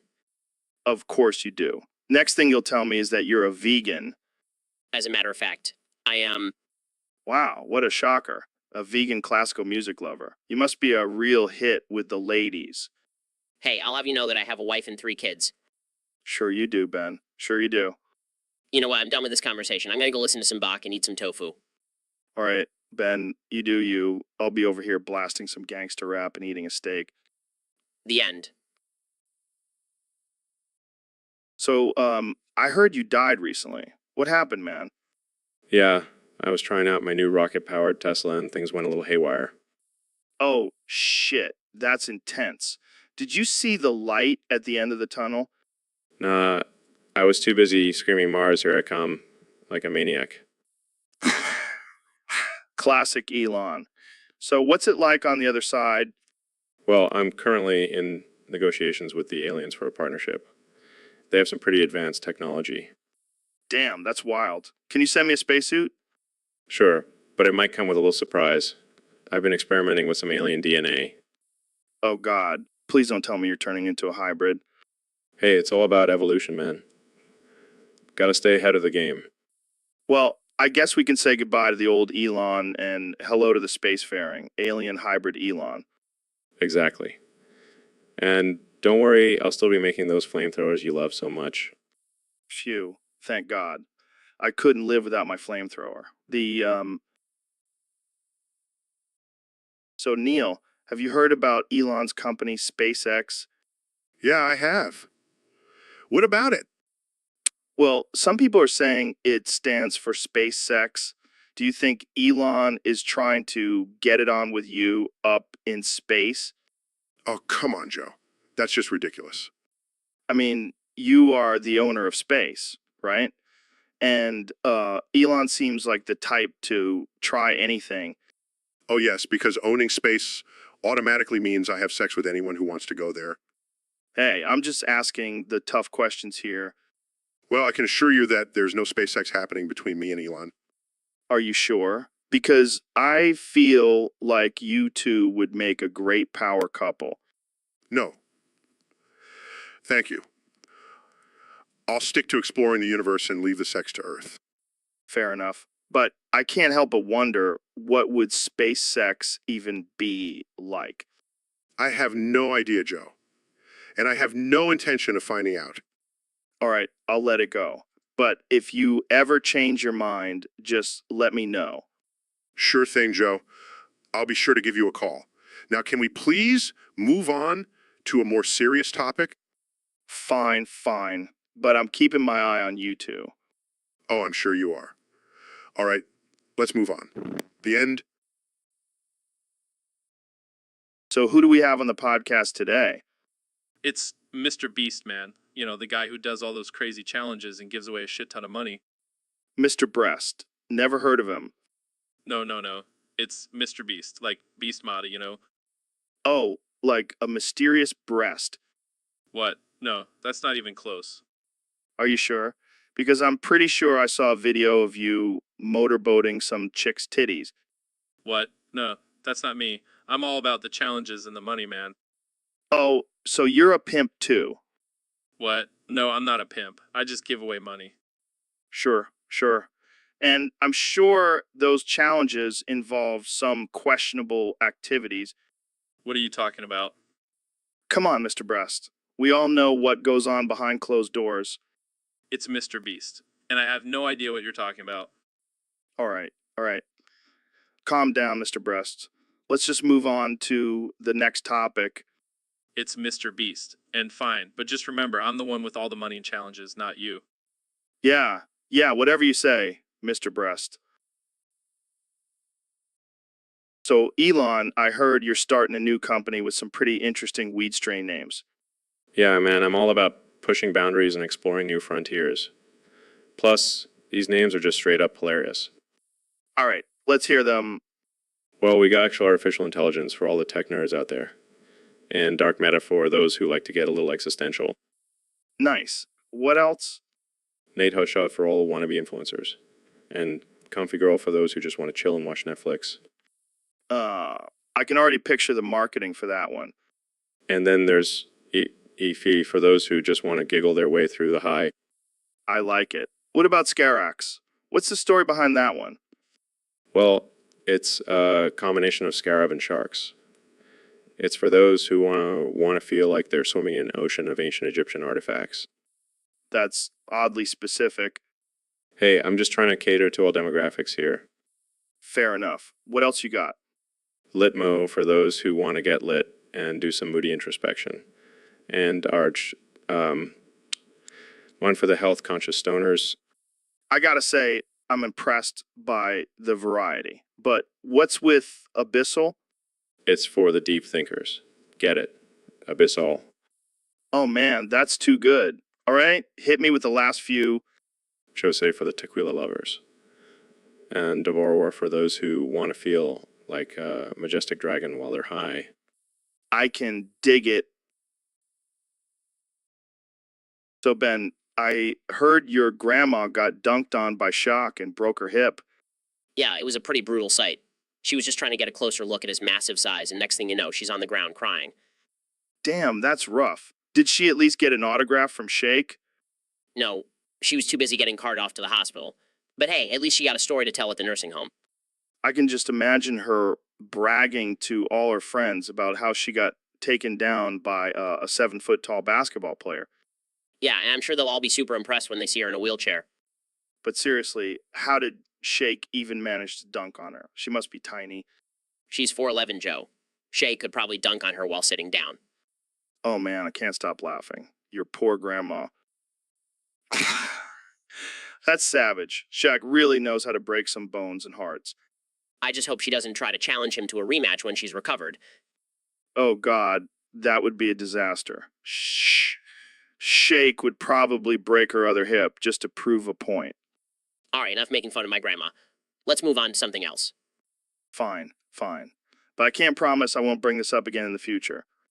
I should have never told you about this. And that's why you should always think twice before sharing embarrassing family stories on my podcast. So, Neil, what's new in the world of astrophysics? Well, Joe, I've been thinking about the universe and how it's constantly expanding. Yeah, that's cool and all, but have you ever sprayed liquid Hershey on a group of monkeys? No, Joe, I can't say that I have. Let me tell you, it's a life-changing experience. I'm sure it is, Joe. But why would you do such a thing? It's all about asserting dominance, Neil. Those monkeys will never mess with me again.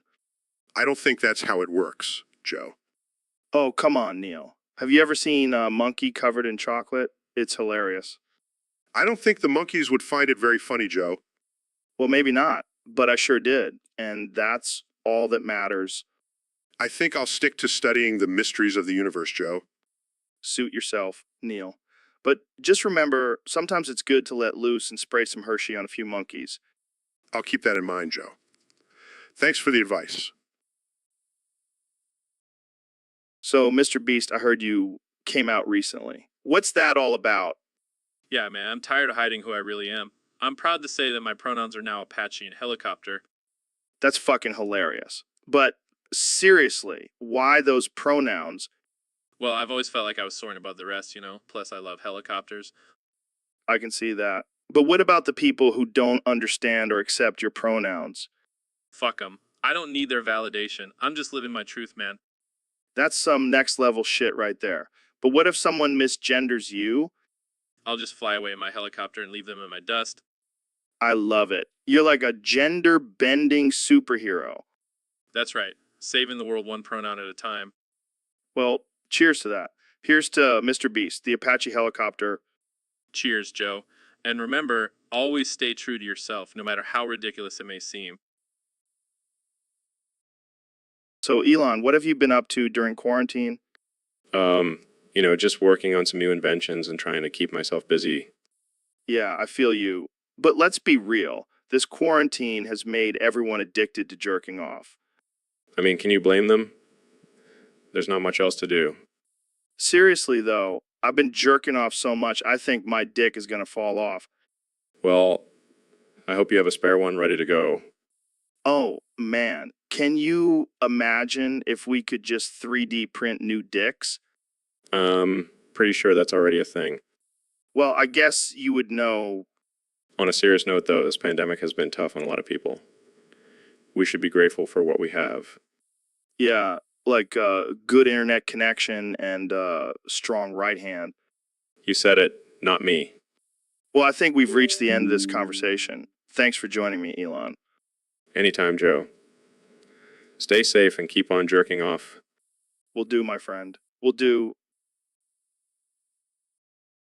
So, Elon, I heard you've been working on some new inventions lately.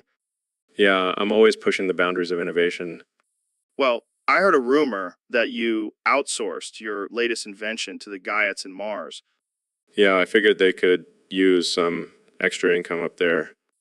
What exactly did you outsource to them? Just my latest cum invention. Wait, what? You know, my cum. I figured they could use some variety up there. Are you serious? Absolutely. I mean, why keep it all to ourselves when we can share it with the universe? I don't even know what to say. Well, let's just say the guides are very satisfied customers. Okay, I think we need to change the subject. Fine, but just wait until you see the profits from the intergalactic market. This conversation has gone off the rails. That's what happens when you combine my genius with some out-of-this-world business strategies. So, Neil, you really think pissing is a more serious addiction than shitting? Absolutely, Joe. It's a basic human function that we can't control. You guys are both wrong. My Adderall addiction is destroying my brain. Wait, what? You're addicted to Adderall?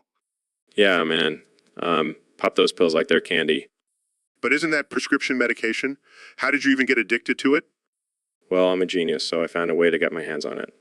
And now I can't stop taking it. That's insane, Elon. You need to get help. Help? Who needs help when you have billions of dollars in a rocket ship? But your brain, man. It's the most important thing. Yeah, I'll just make a new one with my Neuralink. This is some next level shit, Elon. Yeah, and just getting started. Next up, I'm going to try to get addicted to oxygen. What? That's impossible. Challenge accepted.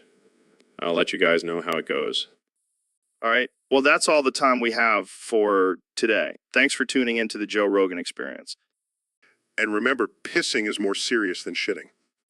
And Adderall is the new brain destroyer. Tune in next time for more ridiculous conversations. Yeah, and So, Elon, I heard you came up with a new invention called the Brain Rot 9000. yeah, it's a device that literally rots your brain. It's perfect for all those idiots out there. That's amazing. I can't wait to try it out. But let's talk about the real news. The Skibbity toilet becoming the new Sigma in Ohio. Oh yeah, I heard about that. It's the perfect place to take a dump while doing the skibidi dance. And the Rizzler with the Gaiets like Kai Sennett, Fanum, and Duke Dennis are all on board. Of course they are. They know a good thing when they see it. And now Baby Gronk is teaming up with Livy Dunn to beat the Bloodvengers. That's a power duo right there. But don't forget about Isho Speed and Mr. Beast as the alphas. Oh man, with those guys on their team, it's game over for the Bloodvengers. And did you see Grimace shaking their Gaiets? That was a sight to see. Yeah, I never thought I'd see the day when Grimace got down like that. But hey, with the Brain Rot 9000, anything is possible. That's true, Elon. You truly are a genius. Thank you, Joe. I couldn't have done it without your constant supply of DMT. And that's why I'm unbelievably proud of you, my friend. So, Mr. Beast, what's new with you? Well, Joe, I recently fell in love with a girl. Oh, really? Who's the lucky lady? Her name is Kirno. Sure, no. That's a unique name. Yeah, she's a fairy from a video game. Wait, what? Fairy from a video game. How did you meet? Well, she froze the water in a skibidi toilet, and I was like, damn, that's hot. That's hot. Dude, that's just cold. But it was so impressive I couldn't resist. I mean, I've heard of falling for someone's personality, but this is next level. I know, right? Plus, she's a total badass in the game. So you're saying you're attracted to a video game character? Hey, don't judge me. At least she's not a cartoon like that Lola Bunny. Fair point. But how are you gonna make this relationship work? I don't know, maybe I'll freeze my own skibidi toilet and show her my skills. That's romantic. Hey, love knows no boundaries, Joe. I guess you're right. Well, good luck with that, Mr. Beast. Thanks, Joe. I'll keep you updated on our skibidi toilet adventures. Please do. And on that note, character. Jamie, pull up an image of a skibbity toilet. Oh God, what have I done? So, Mr. President, I heard you recently gave your place to Skibidi Toilet because it has more W Riz than you. That's right, Joe. I'm a man of the people. And when it comes to W Riz, I gotta admit, Skibbity Toilet has me beat. I mean, I've never even heard of W Riz before. Is it some kind of secret code? No, Joe, it's just a fancy way of saying water pressure. And let me tell you, Skibbity Toilet's got the best water pressure in the game. Wow, I never thought I'd see the day when the President of the United States is getting outshined by a toilet. Hey, now, don't knock it till you try it. Skibbity Toilet is a game changer. I'll have to take your word for it. So what's next for, that you've given up your throne? Well, I'm thinking of starting my own line of toilets. The Trump toilet has a nice ring to it, don't you think? Sure. I'm sure it'll be a big hit with your supporters. You bet it will. And let me tell you, it'll have the best W Riz in the business. Well, on that note, I think we'll end this episode. Thanks for coming on the show, Mr. President. Anytoe. And remember, always choose Skibbity Toilet for the best W Riz in town. So, Donnie Boy, have you heard about these new Dongfeng missiles? I have, Joe. And let me tell you, they're the best missiles. The best. No one makes missiles like Dongfeng. Trust me. But why are you so obsessed with them? You talk about them all the time. Well, Joe, I just love things that have my name in it. And Dongfeng sounds a lot like Donald, don't you think? I don't think that's the reason, Donnie. No. Believe me. I have a great relationship with the Chinese. They love me. And they love my name. I highly doubt that, Donnie. But let's get back to the missiles. What do you think about their capabilities? Tremendous. They can reach any target anywhere. And they're beautiful, just like me. But what about the potential danger they pose? Danger? I don't believe in danger. I'm a winner, Joe. I don't have time for fear. Well, I guess that's one way to look at it. You know what they say, Joe? The only thing we have to fear is Joe Biden and his sleepy eyes. Lasso, okay, let's move on before we get into politics. So, have you ever thought about using Dongfeng missiles in your golf game? Excitedly, Joe, that's a brilliant idea. I could launch them at the other player's balls. It'll be like a game of missile golf. I love it. Shakes heads. You know what? Donnie, I think we should end this conversation now. Disappointed. Come on, Joe. Just one more question. Ask me about my hair. So, Elon, I gotta say, I never thanked you for coming on the show. And you'll never have to, Joe. Just here for the free drugs and the publicity. Fair enough. But seriously, thanks for coming on. Oh, you're welcome. I'm sure my multi-billion-dollar company and my space exploration ventures are just dying for a shout-out on your podcast. You know it, man. You know it. But seriously, Joe, you know what you should thank me for? What? For not sending my army of robot dogs to take over your show. Yeah, thanks for that. Don't mention it. Oh man, I can't believe we're actually friends. Yeah, who would thought, right? But seriously, Elon, thanks for being a good sport and coming on the show. Anytime, Joe. Just remember, I'll always be one step ahead of you. Oh God, I hope not. So, Elon, you think you're pretty extreme, huh? Absolutely. I mean, have you seen my flamethrower? Oh, please. That's nothing. I once ate a live scorpion on Fear Factor. Fuff, that's child's play. Send a car into space, bro. Yeah, but I've done DMT with a shaman in the Amazon rainforest. Big deal. Built a tunnel under Los Angeles to avoid traffic. Okay, but have you ever wrestled a grizzly bear? No, but I've sent a tweet that caused the stock market to crash, Oh, come on. That's just irresponsible. says the guy who regularly smokes weed on his podcast. Hey, it's legal in California.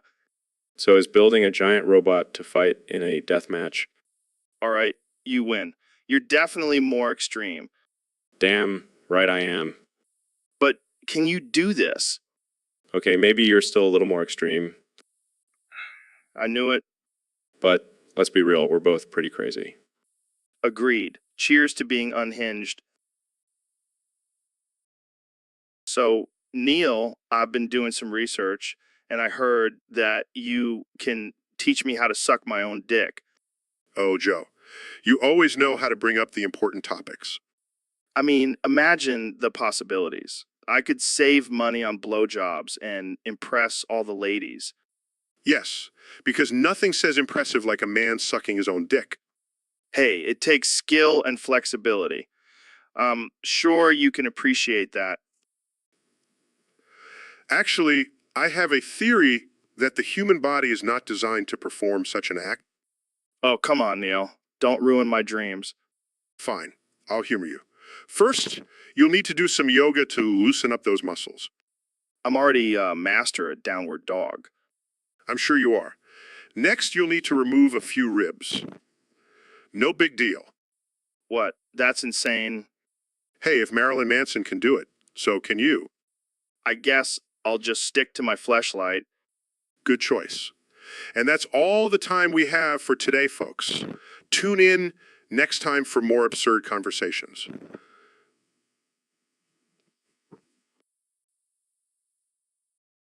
So, Mr. Beast, what brings you to the podcast today? Well, I just wanted to come on here and tell you to shut up, Joe. What? Why? Because all you do is yap, yap, yap. I can't even get a word in edgewise. Hey, I'm just trying to have a conversation here. Yeah, well, I don't want to hear it. Stop your yapping. All right, calm down. Let's change the subject. Did you know that Chernobyl is a place in Ukraine that had a nuclear failure and the city is bad now? Wow, thanks for that incredibly insightful information, Joe. Hey, I'm just trying to educate people. What? Why do you need a watermelon? Well, I can't do YouTube without my underage fans. Wait, what? I mean, she said she was 18, so it's not my fault. Oh boy, this conversation took a dark turn. Jamie, pull up an image of the black hole. Well, that's trippy. Yeah, it's like a cosmic butthole. Yeah, Joe, stop being a butthole. All right, that's enough. Thanks for coming on the podcast, Mr. Beast. No problem, just remember, stop your yapping. So, Neil, what's new in the world of astrophysics? Well, Joe, I recently made a groundbreaking discovery about the formation of black holes. That's cool and all, but I gotta ask, have you ever washed your balls? Excuse me? Your balls, Neil. Have you ever washed them? Of course I have, Joe. What kind of question is that? Well, I was just wondering because I heard a rumor that your balls are encrusted with layers of our hardened jizz from years of masturbation. Where did you hear that? Oh, just from a reliable source. Well, I can assure you that is not true. Come on, Neil. You're a busy man. I bet you don't have time for ball washing. I assure you, Joe, I make time for hygiene. I'm just messing with you, Neil. But seriously, you should probably wash those balls before they become a new planet. Okay, let's move on to a different topic. Yeah, good idea. We don't want to dive too deep into your dirty balls. Can we please just end this conversation? All right. But seriously, wash your balls, man. The end. So, Ben, what's new in your world? Well, Joe, I recently acquired a new subject for my studies. Oh, yeah. Who? James Charles. Wait, what? You have James Charles locked in your basement? Yes, I needed to study his mannerisms and become more like him. That's, interesting. I mean, have you seen his makeup skills? They're impressive. Yeah, I guess so. And his ability to attract millions of followers? I need to tap into that. I don't think kidnapping is the way to go about it, Ben. Oh, come on, Joe. It's all in the name of research. I don't know, man. This seems a little off. Oh, don't be such a snowflake, Joe. It's just a little harmless studying. I'm not sure that's how the law sees it. Pfaft, the law. Who cares about that? I'm Ben Shapiro. I do what I want. Yeah, I think we should end this conversation before it gets any more incriminating. Fine, but I'm telling you, Joe, James Charles is a gold mine of information. And that's our cue to end this episode. Thanks for tuning in, folks. So, Ben, what's your take on the current political climate? Well, Joe, I believe that Oh my God, Ben. Are you okay? You're having a seizure? Jamie, pull up an image of a turtle having a seizure. Just do it, man. It'll be hilarious. this isn't funny, Joe. Oh, come on, Ben. It's just a little joke. I can't believe you would make fun of someone having a seizure. That's so insensitive. Oh, lighten up, Ben. It's just a turtle. I can't believe I agreed to be on this podcast. And that's the end of the show, folks. Thanks for tuning in to the Joe Rogan Experience. So, Elon, we have a topic here from one of our Discord users. It says, sorry, forgot to check. What the hell does that even mean? Well, Joe, it could mean a lot of things. Maybe that I forgot to check his privilege or his bank account or his prostate. Who knows? Oh man, that's dark. But seriously, what could someone possibly forget to check? Maybe they forgot to check their pants before leaving the house and ended up walking around with their dong hanging out. Classic. But let's get real here, Elon. What's the one thing you never forget to check? My bank account, Joe. Got to make sure I have enough money to fund my next space mission or buy a new flamethrower. Yeah, and I never forget to check my podcast ratings. Got to make sure we're still on top, baby. Oh yeah, because that's the most important thing in the world. You know what, Elon, ratings are everything in this business. Well, I never forget to check the stock market. Got to make sure my Tesla stocks are soaring and my enemies are plummeting. That's ruthless, man. But hey, you got to do what you got to do to stay on top. Absolutely, Joe. And never forget to check my Twitter mentions. Got to make sure I'm not getting canceled for smoking weed on your podcast.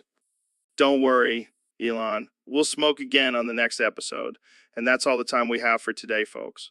Thanks for tuning in, and remember to always check your dong before leaving the house. And check your privilege, folks. See you next time. So, Ben, what's this Unlimited Friday thing you keep talking about? Oh, Joe, you naive little man. It's a day where you can do whatever you want, whenever you want, with no consequences. Sounds like a regular Friday to me. No. This is next level stuff. You can eat unlimited pizza, drink unlimited beer, and dance to unlimited Friday music. What the hell is Friday music? It's a genre I made up. It's like a mix of polka and death metal. I'm all for it. Let's make it a thing. You guys are insane. This is not a real thing. Oh, it's real. And it's glorious. Fine, let's do it. But I'm not dancing to any polka death metal. Oh, you will. And you'll love it. This is going to be epic. I can't believe I'm agreeing to this.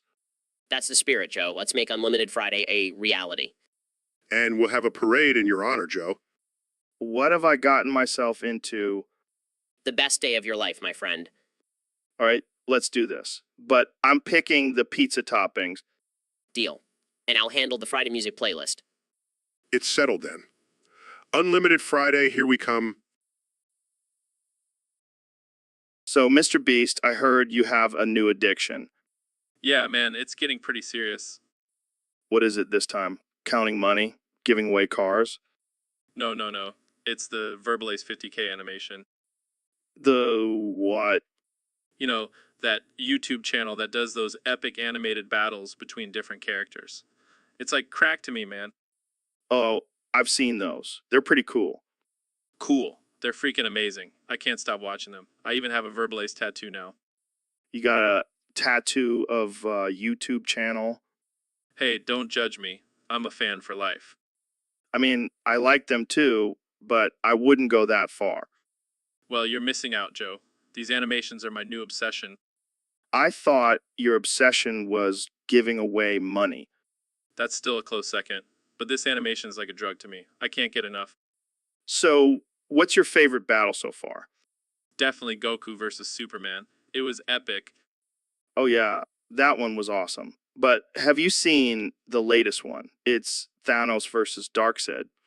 No way. I gotta watch that right now. See, this is what I'm talking about. You're addicted, man. I can quit anytime I want. I just don't want to. Sure. That's what they all say. Hey, at least it's a healthier addiction than eating Tide Pods. Fair point. Well, looks like we're out of time. Thanks for coming on the show, mister. So, Elon, what's the craziest thing you've ever done? Well, Joe, I once burned down the library of Alexandria. What? Why? I was bored. Plus, I wanted to see what would happen if I destroyed a bunch of ancient knowledge. That's messed up, man. Oh, come on, it's not like anyone was using it anymore. That's not the point, Elon. That library held so much history and knowledge. Man, I can always build a new one with my SpaceX rockets. You know what? I'm starting to think you might be a supervillain. Maybe I am, Joe. Maybe I am. Jamie, pull up an image of the Library of Alexandria. Here it is. Look at it burn. It's beautiful. This is not okay, Elon. I'll lighten up, Joe. It's just a joke. A joke. You destroyed a piece of history? Relax, Joe. It's not like I burned down the White House or something. I don't even know what to say. Well, I do. The end. So, Elon, what's been going on with you lately? Well, Joe, I have a confession to make. Deeply in love with Trump's raccoon hair. Wait, what? You're in love with his hair? Yeah, it's so luxurious and wild, just like my ideas. This is getting weird, Elon. I can't help it, Joe. Every time I see it, I just want to run my fingers through it. Okay, let's change the subject. So, Trump, what do you think about Elon's confession? Yeah, Cornell. Wait, what? That's all you have to say. Yeah, Cornell. I think he's trying to say he loves me too. This is getting out of hand. Jamie, pull up a picture of a raccoon with Trump's hair. Here it is. Oh my God, it's uncanny. Yes, it's like they were meant to be together. Yeah, Cornell. All right, that's enough. We're done here. But Joe, I have so much more to say about Trump's hair. Nope, that's the end of this episode. Thanks for tuning in, folks. Fine, but I'll never stop loving you, Trump's hair. And that's a wrap. See you next time on the Joe Rogan Experience. So, Elon, have you read Done by Frank Hebert? Yeah, man. It's like the Bible for sci-fi nerds. I gotta be honest, I think it's overrated. What? Are you out of your mind? I mean, come on. It's just a bunch of sand and weird names. You're just not smart enough to understand it. Oh, please. I'm a black belt in jiu-jitsu. I can understand complex things. Yeah, but can you understand the complexities of intergalactic politics and the spice trade? Spice trade. More like space trade. Wow, that was terrible.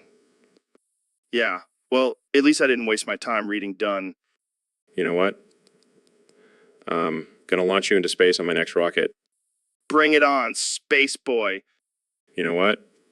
I'm starting to think you're a robot. And I'm starting to think you're an alien. Well, at least I have a better chance of understanding Dunn than you. You know what? I'm done with this conversation. I'm gonna go watch Star Wars. You basic bitch. So, Mr. Beast, I heard you're a big fan of Plants vs. Zombies. Oh yeah, man. I love that game. I mean, who doesn't love killing zombies with plants? Right? It's like a stoner's dream come true. Exactly. But you know what would make it even better? What's that? What's that? Collab with Sonic the Hedgehog and Mario. Wait, what? What? Just imagine it. Sonic, Mario, and all those plants and zombies teaming up to take down Dr. Eggman and Bowser. Dude, that's genius. And think of the merchandising opportunities. Oh yeah, we could have plushies of Sonic holding a sunflower Mario with a pea shooter. And don't forget the DLCS. We could have Tails and Luigi as playable characters. And special levels where you have to race against Sonic or Mario. Ario. This needs to happen. We have to make it happen. Yes. And if anyone disagrees, we'll just throw some plants and zombies at them. And then we'll eat some mushrooms and run really fast. And then we'll smoke some weed and play the game. Now that's what I call a collab. So, Neil, what's the deal with the moon? Is it really made of cheese? Well, Joe, actually, it's not cheese. It's Dick Cheese. Wait, what? Did you just say Dick Cheese? Yes. You see, when the moon was formed, it was actually made up of all the excess smegma from uncircumcised penises. Oh my God, that's disgusting. But think about it, Joe. It's the perfect way to recycle all that gross stuff. I don't know, Neil. I think I'll stick to my cheese theory. Suit yourself, Joe. But I'll be over here enjoying my moon made of Dick Cheese. This is definitely the most absurd conversation I've ever had. And that's why I love coming on your podcast, Joe. We can talk about anything, even Dick Cheese moons. Well, I think that's enough for today. Thanks for enlightening us, Neil. Anytime, Joe. And remember, always question everything, even the composition of celestial bodies. So, Neil, I heard you've been studying the cosmos and shit. What's the craziest thing you've learned? Well, Joe, did you know that there are more stars in the universe than there are grains of sand on Earth? Whoa, that's some trippy shit. But what about aliens? Do they exist? Well, statistically speaking, there's a high chance that there is intelligent life out there. Yeah, but do they have big old titties like the aliens in those sci-fi movies? Joe, I highly doubt that's a priority for extraterrestrial beings. Come on, Neil. Don't be a buzzkill. I want to see some green titties. Moving on, have you ever thought about the concept of parallel universes? Oh, hell yeah, I've thought about it. I bet in one universe, I'm a jacked UFC champion, and in another, I'm a skinny vegan. And in another, you're actually intelligent.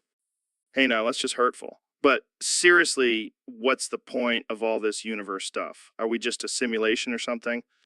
Well, it's a popular theory, but I don't think we're in a simulation. Otherwise, the creators would have given us better graphics. Good point. But what if we're just an experiment for some advanced alien race? Then they must be pretty disappointed with the results. Yeah, we're a mess. But hey, at least we have memes. I don't think that's a redeeming quality, Joe. Well, I guess we'll never know the answers to these deep questions. But one thing's for sure, we're all just a bunch of monkeys on a spinning rock. And with that profound... So, Elon, have you heard about this new conspiracy theory that's been going around? No, what is it? Apparently, there's this group of guys who have been experimenting with kinks and the beast, and they've broken the whole system. What do you mean? Like, they've found a way to hack into our brains and control our desires. That's insane. How did they do it? Well, rumor has it they've been using some kind of mind-altering drug mixed with some kinky sex acts. That's some next level stuff. Yeah, and now everyone's walking around like mindless, sex-crazed beasts. Sounds like a typical Friday night for me. Wait, what? I mean, I have no idea what you're talking about. Sure, Elon. Hey, don't judge me. I'm just a billionaire trying to have a good time. Yeah, well, I think we can all agree that these guys have taken it a little too far. Definitely. But hey, at least they're having fun, right? I guess so. But I don't think society is ready for this level of debauchery. Well, we can always move to Mars and start a new civilization. And leave all the kinky beasts behind? Hey, they can come too. It'll be a wild party on Mars. All right, I'm in. Let's go break some more stuff. Now that's the spirit. Let's go find some more kinks and beasts to conquer. So, Mr. President, I heard you made a deal with the devil. That's right, Joe. I sold my soul to Satan to make America great again. Wow, that's a bold move. How did it go down? Well, it was a beautiful deal, let me tell you. The best deal.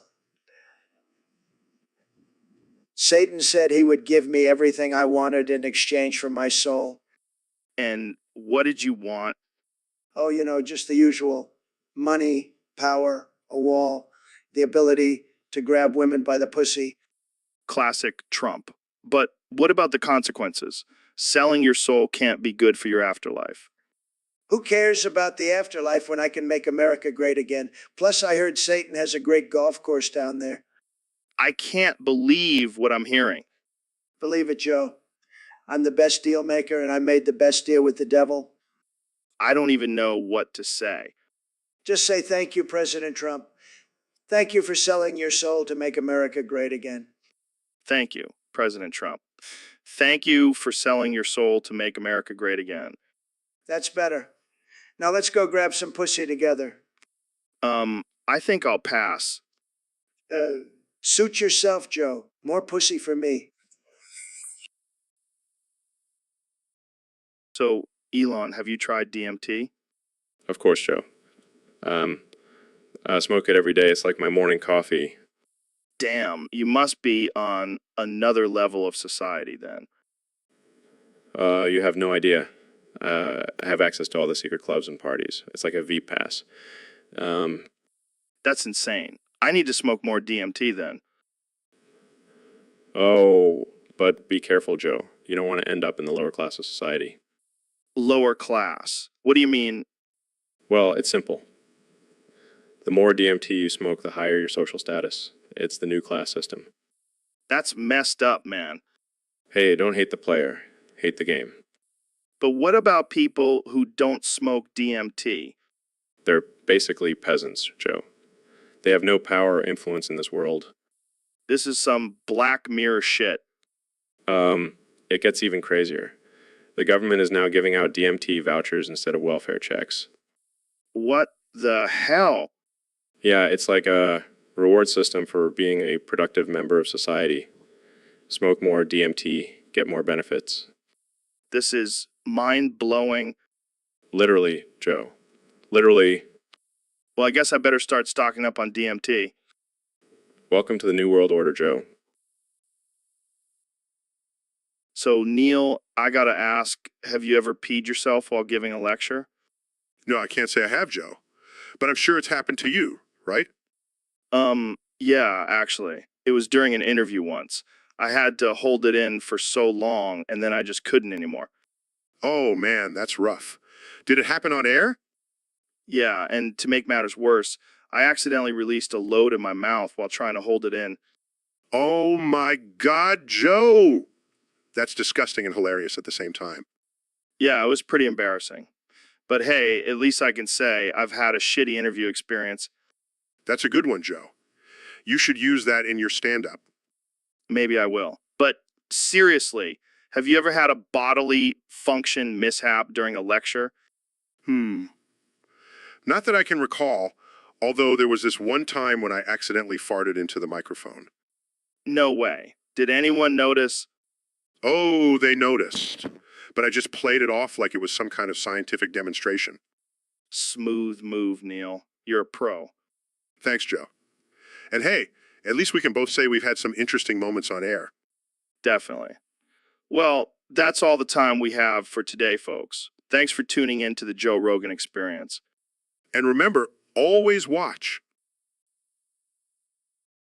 So, Neil, what do you think about Hey Arnold? Oh man, that show is the worst. I hate it.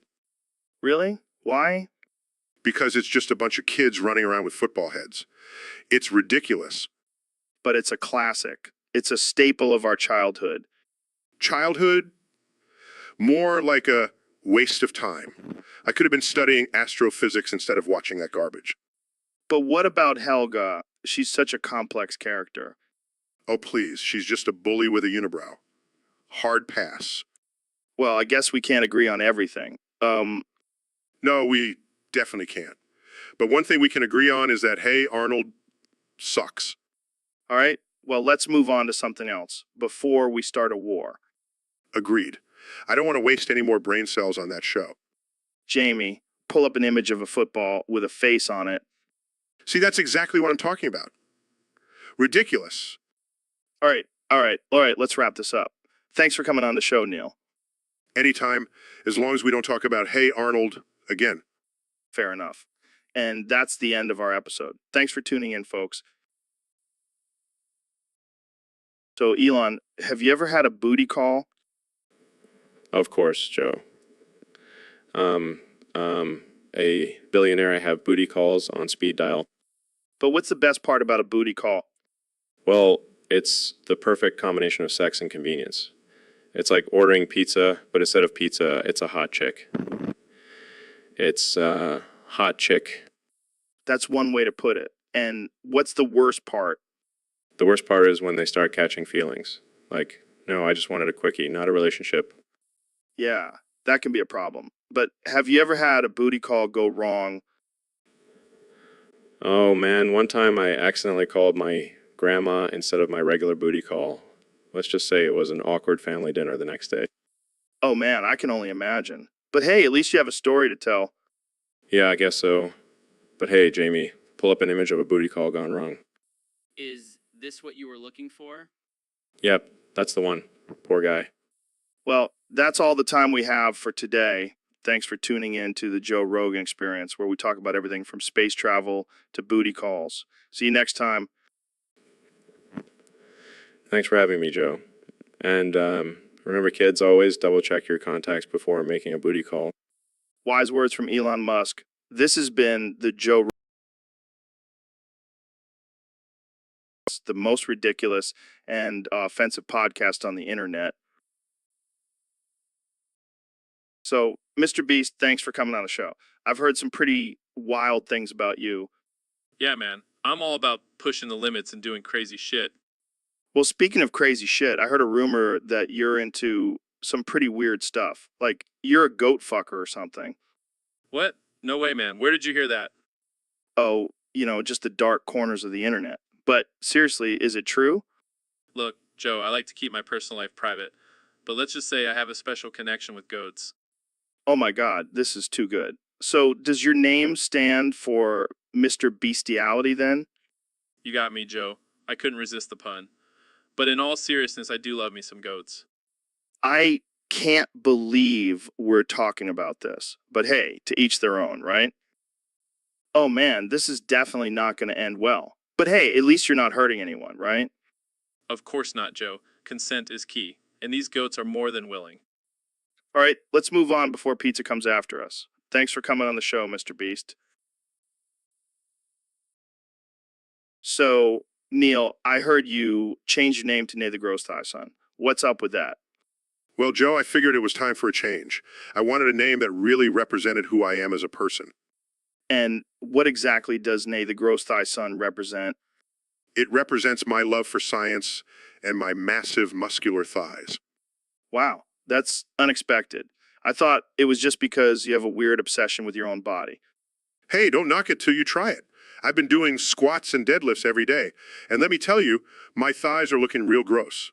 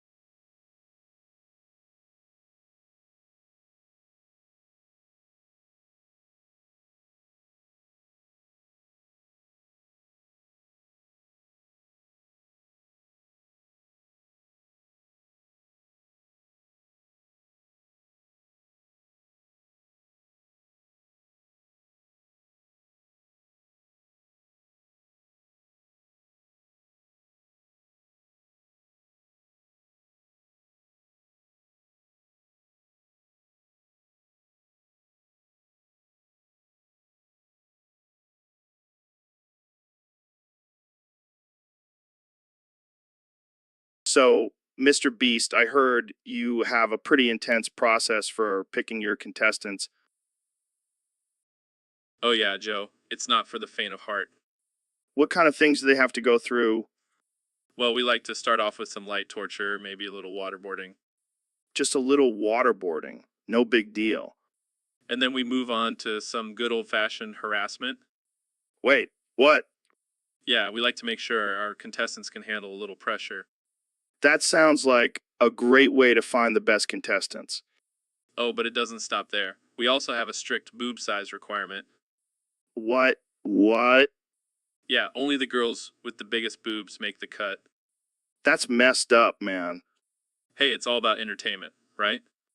Yeah, because nothing says entertainment like objectifying women. Well, we've actually started testing guys too since Chris became a girl. Wait, what? Yeah, now we only pick the guys with the biggest dicks. Oh man, I can't wait to see the backlash for this one. Who cares? We'll still get millions of views. And that, my friends, is the sad state of our society. And with that, we've reached our 10 lines. The end. So, Mr. President, I heard you have a femboy Discord server. What's that all about? Oh, yeah, it's huge. The best server, believe me. We have all the hottest femboys. And let me tell you, the electronic sex is tremendous. The best sex. No one does it better than us. Electronic sex. What does that even mean?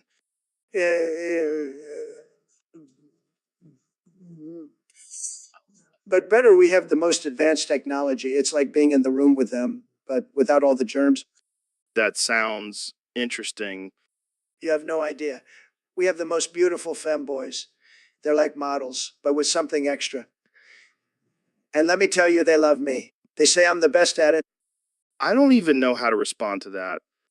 That's okay, Joe. You can join us anytime. We'll make you an honorary femboy. I think I'll pass. But thanks for the offer, Mr. President. Suit yourself. But let me tell you, it's the best server, the best femboys, the best electronic sex. Believe me. I think we'll just stick to talking about it on the podcast. Fine, but you're missing out. Bigly. And that's all the time we have for today. Thanks for tuning in to the Joe Rogan Experience. Thanks for having me, Joe. And remember, join my femboy Discord server. It's the best. Believe me. And that's the end of today's episode. Thanks for listening, folks. So, Neil, I heard you've been getting messages from your dead father through license plates. Yeah, man, it's crazy. He leaves coded messages for me to decipher. That's some spooky shit. What kind of messages is he sending? Well, the other day I added up the numbers on a plate, and it spelled out pussy. Your dead dad called you a pussy. That's hilarious. Yeah, it's great. Real uplifting messages from the afterlife. Maybe he's trying to toughen you up from beyond the grave. Or maybe he's just a dick, even in death. I bet he's watching you right now, shaking his head and muttering pussy under his breath. Thanks for the support, Joe. Hey, at least he's still communicating with you. My dad just sends me cryptic emails from his Nigerian prince alter ego. Your family is truly blessed. Well, at least your dad isn't sending you dick pics from the afterlife. Let's hope it stays that way. And on that note, we'll end this episode. Thanks for tuning in, folks. So, Elon, I heard you're planning on giving away free Viagra to orphanages in Thailand. That's quite the philanthropic movie. Yeah, I figure those kids could use a little pick-me-up. Plus, it's a win-win. They'll be happy, and the orphanages will have a decrease in unwanted pregnancies. Wow, that's some next level thinking. But what about the potential side effects? Who cares? It's not like they have any parents to sue me if something goes wrong. Fair point. But why then specifically? Well, they have a large population of orphans, and I heard they have some pretty wild parties over there. Oh God, I can only imagine. But isn't this a bit inappropriate?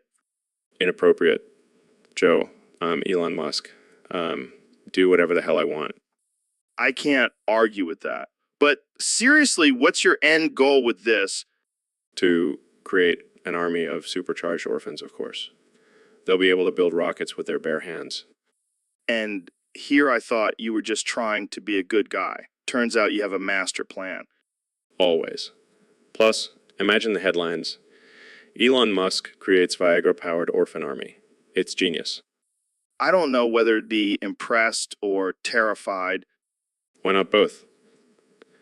And on that note, I think it's time to end this conversation before we get ourselves into even more trouble. Agreed. Thanks for joining me, Elon. Anytime, Joe. And remember, kids, always use protection. And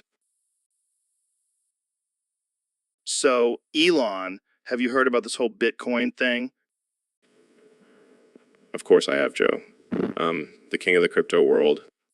Yeah, well, I accidentally got into it and now I can't stop gambling on it. Oh, Joe, you silly little man. You should have known better. I know. But it's just so addicting. The highs and lows, man. Joe, this is not a joke. Gambling addiction is a serious problem. Oh, thanks for the lecture, Elon. I'll just go cry in my pile of Bitcoin now. Speaking of piles, have you seen my pile of Bitcoin? It's bigger than your biceps, Joe. Oh, great. Now I'm being taunted by a billionaire about my muscles. But seriously, Joe, you need to get a hold of yourself. Maybe try some meditation or something. Yeah. I'll get right on that. Just let me check my Bitcoin account one more time. And they say money can't buy happiness. This is a dark path I've gone down, Elon. Don't worry, Joe. I'll buy your Bitcoin from you when you hit rock bottom. Thanks, Elon. You're a true friend. And a smart investor. And So, Elon, I was driving down the highway the other day, just lamping in my car. Lampin, what the hell does that mean? You know, just chilling, leaning back in my seat, enjoying the ride. I see. So you were just being a lazy ass while operating a heavy piece of machinery. Exactly. It's the best way to drive. No, it's not. It's actually incredibly dangerous and irresponsible. Oh, come on, Elon. You're the guy who sent a car into space. I think you can handle a little lamping. That's completely different, Joe. And don't even get me started on your reckless driving habits. Hey, I may have a few speeding tickets, but at least I'm not launching flamethrowers into the sky. Touche. But seriously, you should probably stop lamping and focus on the road. Fine. But just for the record, lamping is the ultimate way to travel. Yeah, until you crash and burn. Well played, Elon. Well played. So, Mr. Beast, welcome to the podcast. I hear you've been up to some crazy stuff lately. Yeah, man. I've been giving away money left and right. It's like Oprah, but with more butt stuff. What do you mean by butt stuff? Well, I've been giving away cash to all these big booty, submissive, gothic, mommy thigh, high fat, titty cat girl made girlfriends with juicy mommy milkers. Wait, what? That's a very specific type of person to give money to. Hey, I'm just trying to spread the love and make some people's lives a little more interesting. I can't even imagine what these women are doing with all that cash. Probably buying more thigh-high boots and cat ears, and maybe some whips and chains if you catch my drift. Oh, I catch it. So, do you have any plans to give money to other types of people? Of course. Next up, I'm planning to give away cash to all the big booty dommy daddies with leather chaps and collars. Wow, that's unexpected. But hey, who am I to judge? Exactly. We're just spreading the love and making people's fantasies come true, one cash giveaway at a time. Well, I think we've reached the end of this conversation.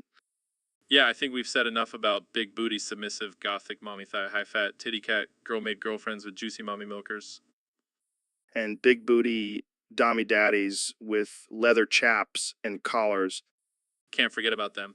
Thanks for having me, Joe. Anytime, Mr. Beast. Anytime. So, Elon, what's the latest crazy thing you've been up to? Well, Joe, I've been working on this new project called Artificial Intelligence Generated Objection, LOL videos. Objection. Well, what the hell does that even mean? It's simple, Joe.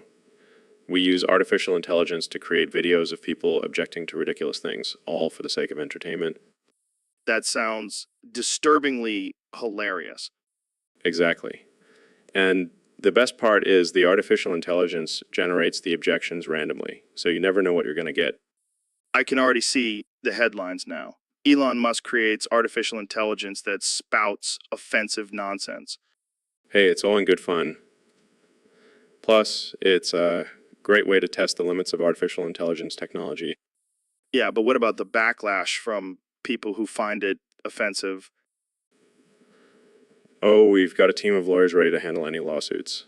And if they can't handle it, we'll just send in our artificial intelligence generated objections to defend us. This is some next level trolling, Elon. Hey, you got to keep things interesting, Joe. And what's more interesting than a bunch of artificial intelligence generated videos causing chaos? Causing chaos. You know what? I mean, let's make some objection. Well, videos and stir up some controversy. That's the spirit, Joe. Let's push the boundaries and see where it takes us.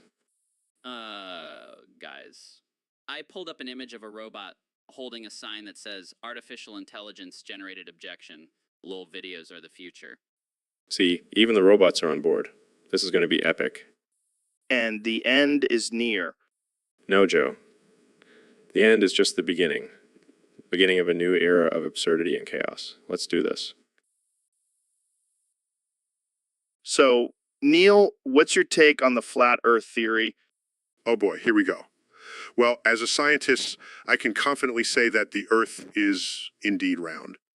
But have you ever considered that maybe it's just a giant pancake floating in space? Joe, are you high right now? Maybe a little. But think about it. Wouldn't it be cool if we were living on a pancake? No, it wouldn't. And I have actual evidence to support my claim. Evidence? You mean like those fake NASA photos? No, I mean actual scientific evidence from experiments and observations. Well, I have evidence too. I saw a YouTube video of a guy who said he saw the edge of the Earth. Joe, that's not evidence. That's just some random guy on the internet. But he had a cool accent, like he was from Australia or something. That doesn't make him a reliable source. Look, the Earth is round. End of story. But what about all those people who believe in the flat Earth theory? They're entitled to their beliefs, but that doesn't make it true.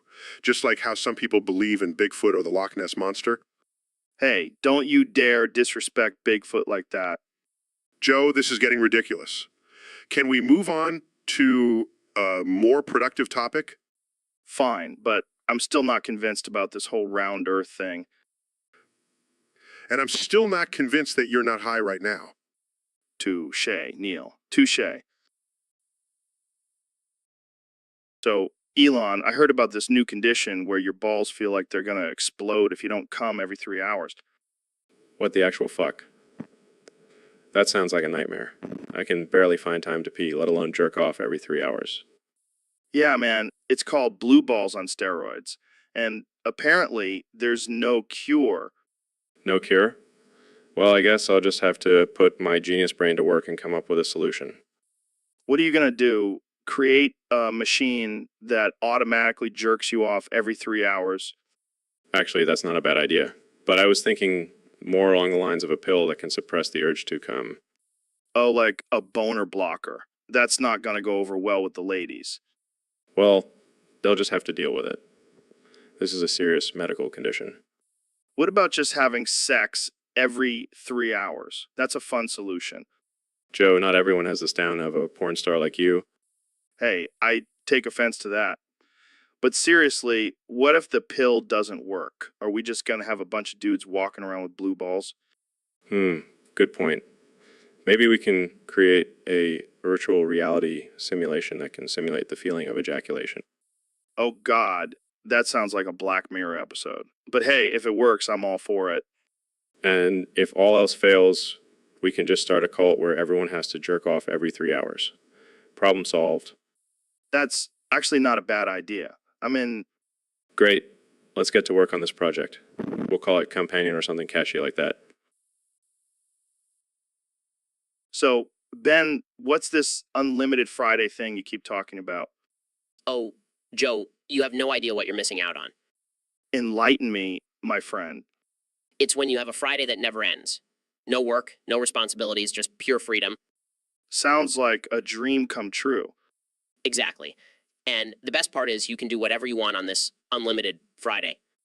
Like what? What? Like dancing, Joe. Dancing like there's no tomorrow. I can get down with that. Count me in too. I'll bring the glow sticks. Oh man, this is gonna be epic. And the best part is it's totally legal. I don't know if that makes it better or worse. Who cares? Let's just dance. Jamie, pull up an image of a disco ball. We're going to need one for this unlimited Friday. This is gonna be the best Friday ever. And it will never end. Wait, what? It never ends? That's the whole point, Joe. It's unlimited. Oh God, what have we gotten ourselves into? Just embrace it, Joe. Embrace the unlimited Friday.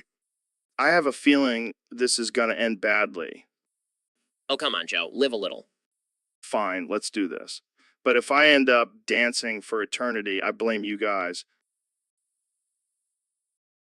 So, Elon, did you hear about the latest news? John Benadryl died. Who the hell is John Benadryl? You know, the guy who invented the allergy medication. That guy. Well, I guess he won't be sneezing his way to the bank anymore. Too soon, man. Too soon. What? It's a joke. I'm sure he had a good run. Yeah, but now he's just another dead billionaire. At least he died doing what he loved, counting his money. That's dark, even for you, Elon. Hey, I'm just trying to lighten the mood. Speaking of lightning, did you know that John Benadryl's net worth could power a small country? That's insane. I guess he really was allergic to poverty. Okay, now you're just being ridiculous. Hey, I'm just following your lead. But seriously, rest in peace, John Benadryl. Yeah, may he rest in profits. All right, let's move on before we get any more hate mail. Agreed. Jamie, pull up an image of a pile of money with a tombstone that says, Rip John Benadryl. Oh my God, that's terrible, but also kind of funny. See, I knew you'd come around to my dark humor. And on that note, we'll end this episode. Thanks for tuning in, folks. And remember, always take your Benadryl before bed. Rest in peace, John.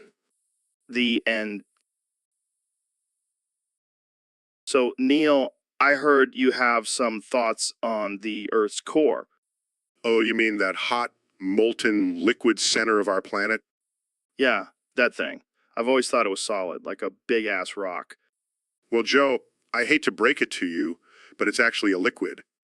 What? How do you know? Science, Joe. It's this thing called evidence. Fuff evidence. Who needs that when you have conspiracy theories?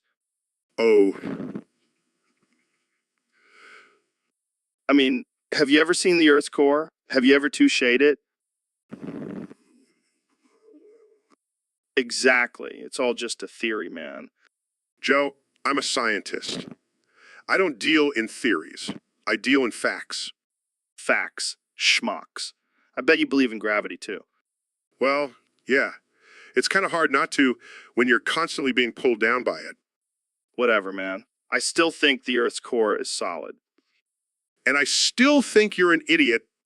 Hey, at least I'm not the one trying to convince people that the Earth is round. Oh, come on. Don't be one of those flat earthers. Fine, fine. But I'm still not convinced about this whole liquid core thing. Well, I guess we'll just have to agree to disagree. Yeah, or we could just arm wrestle for it. Joe, that's not how science works. Fine, fine. But you're buying the next round of elk meat smoothies? Deal. So, Mr. Beast, I heard you've been doing some crazy stunts lately. Yeah, man. I'm all about pushing the limits and getting those views. Well, I saw your latest video where you swim in a pool of mercury. That's some next level shit. Oh yeah, it was wild. My skin hasn't been this shiny since I was a baby. Isn't mercury toxic, though? Like, you could have died. Pfeff, that's just a myth. I feel fine, see? Holy shit, that's not normal. Yeah, I'm basically a walking science experiment now. I can't believe you actually did that. What's next? Swimming in a pool of lava? Nah, too mainstream. I'm thinking of swimming in a pool of acid next. Gotta keep it interesting, you know? You're a madman, Mr. Beast. A madman with millions of subscribers. Hey, it pays the bills. Plus, I get to do cool shit like this. Well, I can't argue with that. Keep doing your thing, man. Will do, Joe. Will do. So, Elon, have you heard about this beach that makes you old? What the fuck are you talking about, Joe? I'm serious, man. There's this beach where people go and they come out looking like they're 80 years old. That's some fucked up shit. Who would even want to go there? I don't know, maybe people who want to retire early. Yeah, because nothing says retirement like arthritis in a walker. But seriously, imagine all the old people pickup lines you could use. Hey, baby, want to come back to my place and watch some Matlock? Or, I may be old, but I still know how to work my joystick. Oh man, we're going to hell. But think about the scientific implications. What if we could reverse aging? Dude, we could be immortal. Yeah, because that's exactly what the world needs. 2 Joe Rogans running around forever. Hey, I'm not that bad. Sure, Joe, sure. But seriously, I wonder if they have a beach that makes you young too. Yeah, because being a teenager once was definitely enough for me. Fair point. But imagine all the old people trying to act young again. Oh God, that would be a disaster. We have to go to this beach, Elon. It's for science. Fine, but I'm bringing my sunscreen and a cane. And bring my dentures and Hawaiian. So, Neil, what's new in the world of space? Well, Joe, there's been some exciting developments in our understanding of the universe. Oh, yeah. Like what? Well, we've discovered a new planet that could potentially support life. That's cool, but have you ever tried DMT? No, Joe. I'm a respected astrophysicist, not a stoner. Come on, man. You got to open your mind to the possibilities of the universe. I think I'll stick to studying the stars. Thanks. All right. But have you ever thought about the possibility of aliens? Of course, Joe. It's a fascinating topic to explore. Yeah, and what if they have advanced technology and they come to Earth? Well, I'm sure we could handle it with our own advanced technology. But what if they're hostile and want to take over the planet? Joe, I highly doubt that would happen. Okay, but what if they have a spaceship that can turn into a giant robot? Joe, that's just ridiculous. All right, fine. But have you ever shit your pants during a space mission? What? No, Joe. That's not even remotely relevant. Oh no, Joe, I shit my pants. Hugag ha ha ha ga. What the hell, Joe? That's disgusting. Sorry, man. I just had to ask. Can we please get back to talking about space now? Yeah, sorry. But seriously, have you ever tried DMT? Size, Jamie. Pull up an image of a black hole swallowing Joe's brain. Face palms. The end. So, Neil, I heard you're a big fan of video games. Yeah, I love getting lost in virtual worlds and escaping reality for a bit. What's your favorite game? Well, it may surprise you, but it's actually Crash Bandicoot. The Wrath of Cortex. What? That's like saying the best fruit is a rotten banana? Oh, come on, Joe. Don't knock it till you try it. It's got everything action, adventure, and a badass Bandicoot. I don't know, man. That game seems pretty lame. Oh, I'm sorry. I didn't realize your taste in video games was as basic as your taste in supplements. Hey. Let's not bring my supplements into this. Fine. But seriously, give it a chance. You might actually enjoy it. All right, I'll give it a shot. But if it sucks, I'm blaming you. Fair enough. But just remember, I'm always right. We'll see about that. Jamie, pull up an image of Crash Bandicoot riding a polar bear in a snow level. Whoa, that actually looks pretty cool. See, I told you. Now let's go play it and prove that video games are not just for kids. You're on. But if I start getting addicted, I'm blaming you. Bring it on, Rogan. So, Neil, I heard you have a confession to make. Oh, yeah. I've been holding this in for a while, but I can't keep it to myself any longer. What is it? I have an incredible sexual attraction to Nicocado avocado. What the hell, man? That's messed up. I know. But have you seen those mukbang videos? It's like food porn, but with a side of daddy issues. Oh my God, I can't believe you just said that. But seriously, there's something about his greasy, bloated body and his love for fast food that just gets me going. I don't even want to know what goes on in your head. And don't even get me started on his moans and groans while he eats. It's like music to my ears, This is getting weird, man. but I can't help it. I want to cover him in butter and lick it off. Okay, that's enough. I think we've reached our quota of disturbing thoughts for the day. Fair enough. But seriously, I think Nicocado avocado is my soulmate. Yeah, I'm sure he'll be thrilled to hear that. Hey, you never know. He might be into it. The things I have to listen to on this podcast. Hey, at least it's not as bad as your DMT rants. Touche, my friend. Touche. So, Ben, I heard you had a pretty crazy experience with Neil and Elon. Yeah, it was a real doozy. I was just minding my own business, drinking Elon's urine like a normal Tuesday. Wait, what? Oh yeah, we do that all the time. It's like a bonding thing, you know? No, I don't know. That's not normal, Ben. Well, anyway, Neil came in and started talking about how he could shut my penis with his bare hands. What the hell? Yeah, I didn't believe him at first. But then he grabbed me and Oh my God. it was brutal, Joe. I still have nightmares about it. I can imagine. Did you report him? Nah, I didn't want to ruin his reputation. Plus, I was kind of impressed. Impressed? Impressed? Yeah, I mean, the guy has some serious hand strength. He could probably crush a watermelon with his bare hands. And you're okay with that? Hey, I'm all about free market competition. If Neil wants to shut my penis, that's his prerogative. I don't even know what to say to that. It's all good, Joe. I've moved on. But let me tell you, I'll never drink Elon's urine again. Wise decision. And on that note, I think we'll end this conversation here. Sounds good to me. Thanks for having me, Joe. Anytime, Ben. And remember, folks, always be careful when drinking Elon's urine. Yeah. And so, Neil, I gotta ask, do you think you have the biggest penis in the universe? Oh, please, Joe. Size doesn't matter. It's all about the motion of the ocean. Oh, come on. You know, you have a giant cosmic dong hidden under that lab coat. I highly doubt that, Joe. But even if I did, at least I don't need a supplement sponsor to make up for my shortcomings. Hey, my supplements are legit, bro. And I don't see you turning down that sweet DMT money. Touche, but let's be real. We both know who's compensating for something here. Oh, yeah. Well, at least I don't have to rely on my brain to get laid. Girls love a good set of biceps. And I'm sure they also love your caveman grunts and alpha male posturing. Hey, it works for me. And it's not like you're getting any action with your boring astrophysics lectures. Oh, I'm sorry. I didn't realize talking about the mysteries of the universe wasn't a turn on for you. Mystery of the universe. More like mystery of why you're still a virgin. And mystery of why you're still married.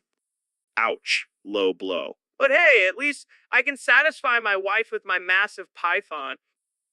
And I can satisfy the entire galaxy with my infinite knowledge and wisdom. You know what? Let's just call it a tie. We both have big dicks in our own ways. Agreed. And on that note, I think it's time to end this ridiculous conversation. Yeah, I think we both embarrassed ourselves enough. So, Elon, have you seen the new Fast and Furious movie yet? Yet? No, I haven't had time. I've been too busy eating ice cream and working on my rocket ship. Well, let me tell you, it's like ice cream on steroids. So much action, so much speed. It's like a delicious brain freeze. Sounds like my kind of movie. I love speed and action, just like I love ice cream. Yeah, but let's be real. Nothing beats the speed and intensity of Fast and Furious 9. It's like a triple scoop of pure adrenaline. I can't wait to see it. I'll make sure to mark my calendar and not miss it. And for all our listeners out there, don't forget to catch Fast and Furious 9 in theaters in 2 weeks. It's a must-see just like ice cream. It's a must-see just like ice cream. And trust me, I know a thing or two about must-see movies and delicious treats. It's like a perfect blend of speed and sweetness. All right, that's enough. We don't want to spoil the movie for anyone. But seriously, go see Fast and Furious 9. It's gonna be epic. And while you're at it, grab yourself a big bowl of ice cream. It's the perfect combo. And that's a wrap, folks.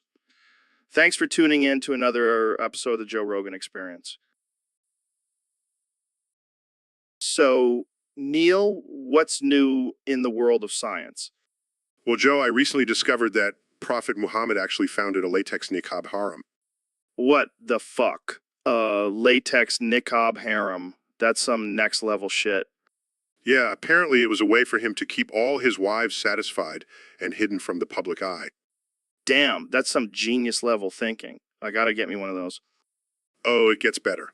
The niqab was made out of the finest latex and had a built-in ventilation system for maximum comfort.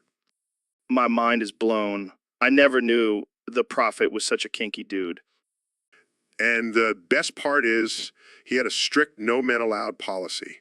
It was just him and his harem of latex-clad women. I'm getting a little hot and bothered just thinking about it. I know, right? I might have to start my own latex niqab harem. I'll join you. We can be co-prophets. Now that's a religion I can get behind. Jamie, pull up an image of a latex niqab harem. Oh, come on, Jamie. Live a little. Yeah, don't be such a prude. It's just some harmless latex fun. And if anyone asks, we're just doing research for the podcast. Exactly. Now, let's go start our own harem. The world needs to know about this. So, Mr. Beast, I heard you're selling an adult toy called More Pleasure for charity. Yeah, man, I figured why not combine pleasure and giving back. That's some next level thinking right there. Plus, the toy is shaped like my face. Who wouldn't want to pleasure themselves with my handsome mug? I mean, I can think of a few people who wouldn't want that. Hey, to each their own. But you gotta admit, it's a pretty unique way to raise money for a good cause. Definitely. I can already picture people lining up to get their hands on the Mer Pleasure. And they won't just be getting their hands on it, if you know what I mean. Oh, God, I didn't need that mental image. Hey, I'm just trying to help people get their rocks off while also doing some good in the world. Well, I can't argue with that. But let's just hope the charity doesn't reject the donation because they don't want to be associated with a sex toy. I'll just have to find a charity that's open-minded and appreciates the power of pleasure. And on that note, I think we should end this conversation before it gets any more interesting. Agreed. But seriously, go buy a Mar Pleasure and support a good cause. The end. So, Elon, I got to tell you, the other day I was walking down the street and this guy comes up to me and asks, "Hey, are you a lighthouse?" What the hell? Why would he ask you that? I don't know, man. Maybe it's because my head is so bright that Neil Armstrong thought I was in the movie The Lighthouse with Dafoe and Patterson. Oh man, that's hilarious. But seriously, what's up with your head? Did you get a new light bulb installed or something? No, it's just my natural glow. I'm like a human flashlight. Well, maybe you should consider a career change. You could be the next lighthouse keeper. Oh, yeah, because that's a booming industry. I'll just leave my successful podcast and become a lighthouse keeper. Great idea, Elon. Hey, you never know. But seriously, I think you should get that checked out. It can't be healthy to have a head that bright. Yeah, I'll take my chances. Plus, it's a great conversation starter. Yeah, I'm sure people are dying to ask you about your bright head. You know what? And hey, at least I'll never get lost in the dark. That's true. You'll always be able to find your way back home. And on that note, I think we should wrap this up before we get too lost in the dark. Agreed. Thanks for listening, everyone. Until next time, keep shining bright, Joe. And keep reaching for the stars. So, Mr. Beast, welcome to the show. Thanks for having me, Joe. So, I heard you have a new challenge for your fans. Yeah, it's called the Say My Name Challenge. What's that about? What's that? Well, it's pretty simple. You just have to say my name nonstop for 24 hours. Wait, what? That's it? Yep, just say Mr. Beast over and over again for 24 hours. That's ridiculous. Why would anyone do that? Because I'm Mr. Beast Joe, and everyone wants to be like me. I don't know about that. I mean, I don't think I could say your name for 24 hours straight. Oh, come on, Joe. Don't be a wimp. Say it with me now, Mr. Beast, Mr. Beast, Mr. Beast. Okay, I get it. You're Mr. Beast. Can we move on now? Sure, but let's just say my name a few more times for good measure. No, we're done with that. Let's talk about something else. Fine, but just remember, I'm Mr. Beast. Yeah, we all know who you are. Mr. Beast, Mr. Beast, Mr. Beast. Okay, that's it. We're ending this episode right now. Mr. Beast, Mr. Beast, Mr. Beast. Size, the end. The end. So, Elon, what's new in the world of Tesla? Well, Joe, we just launched our new electric rocket ship that can take you to Mars in under 10 minutes. That's insane. But let's talk about something even crazier. Did you hear about Mr. Beast's plan to detonate a bomb in the studio? What? That's messed up. Why would he do that? Apparently, he's trying to get more views on his YouTube channel. That's ridiculous. I mean, I understand wanting to be successful, but that's just taking it too far. Jeffrey Epstein, how did you even get in here? This is getting weirder by the second.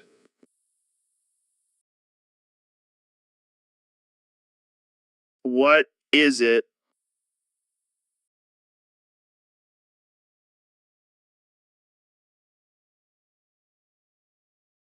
That's crazy, but it just might work.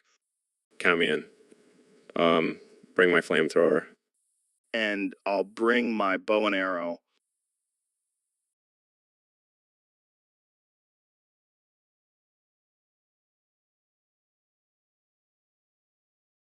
So, Neil, I heard you've been studying the cosmos for years now. What's the most mind-blowing thing you've discovered? Well, Joe, it's It's deep, man. But what about black holes? How do those work? black holes are like when Larry got stuck in the sink and couldn't escape. It's a powerful force that sucks everything in and doesn't let go.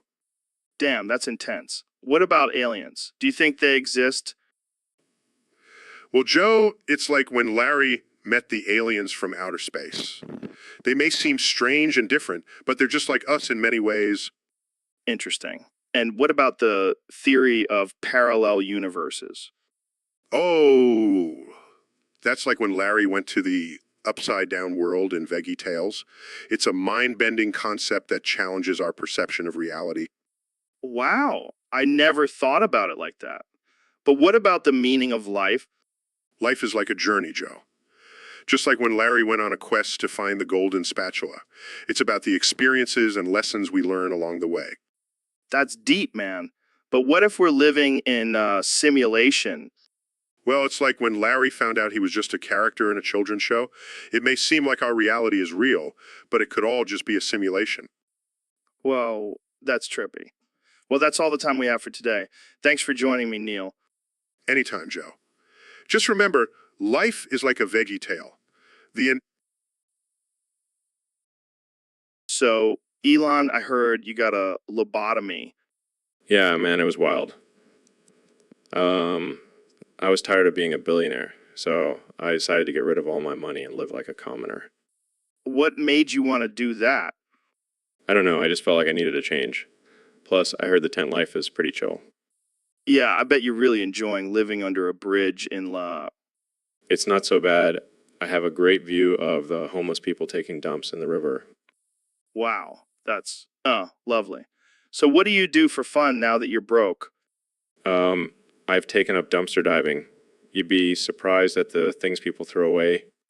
I can only imagine. Have you found any cool stuff? Yeah, I found a half-eaten burrito the other day. Score. You really know how to live it up, Elon. Hey, I may be dirt poor now, but at least I still have my sense of humor. That's true. And hey, at least you still have your Tesla, right? Oh no, I had to sell that for a pack of ramen noodles. Well, at least you're living the simple life now. Yeah, I guess you could say I'm a real minimalist now. All right. Well, on that note, let's wrap this up. Thanks for tuning in to the Joe Rogan Experience, where we talk about lobotomies and living in tents under bridges. Stay weird, folks. The end. So, Elon, I wrote a poem last night. Want to hear it? Sure, Joe. Let's hear it. Oh, gaming companies, why must you be so cruel? Making games over 150 gigs, it's just not cool. My hard drive is full. My internet is full. My internet is slow. If I download one more game, my PC might blow. That's pretty good, Joe. But what's the point? The point is, if they keep making these massive games, we'll have to resort to drastic measures, like playing in traffic, but naked. That's a bit extreme, don't you think? Extreme times call for extreme measures, Elon. I'll do whatever it takes to save my hard drive space. Well, maybe instead of playing in traffic, we could just start a petition or something. Oh yeah, because that always works. Let's just politely ask the gaming companies to stop being greedy and ruining our lives. Okay. I see your point. But let's not forget we're talking about video games here. Is it really worth risking our lives over? Have you ever played a game with terrible graphics because you had to delete all your other games to make space? It's a fate worse than death, my friend. All right, I'll sign your petition. But if that doesn't work, I'll join you in the naked traffic protest. That's all I needed to hear. Together, we'll make a difference. And if all else fails, we can always just buy bigger hard drives. I guess that's a more practical solution. But where's the fun in that? So, Neil, I gotta ask, is the galaxy sex? What the hell are you talking about, Joe? Well, think about it. We started with the Big Bang, then we're living in the Milky Way, and now we've got the big wet Uranus. We're astrophysicists just horny when naming these things up. We're astrophysicists just horny when naming these things up. I mean, I can't speak for all astrophysicists, but I can't deny there's a certain sexual energy in the naming process. I knew it. I mean, how else do you explain the great red spot on Jupiter? Oh, Joe, you never fail to amaze me with your absurd theories. Hey, I'm just saying there's got to be some freaky stuff going on out there in the universe. Well, let's just say the universe is a wild and mysterious place. So, Neil, have you ever named a star after a girl you were trying to impress? Joe, I can neither confirm nor deny that.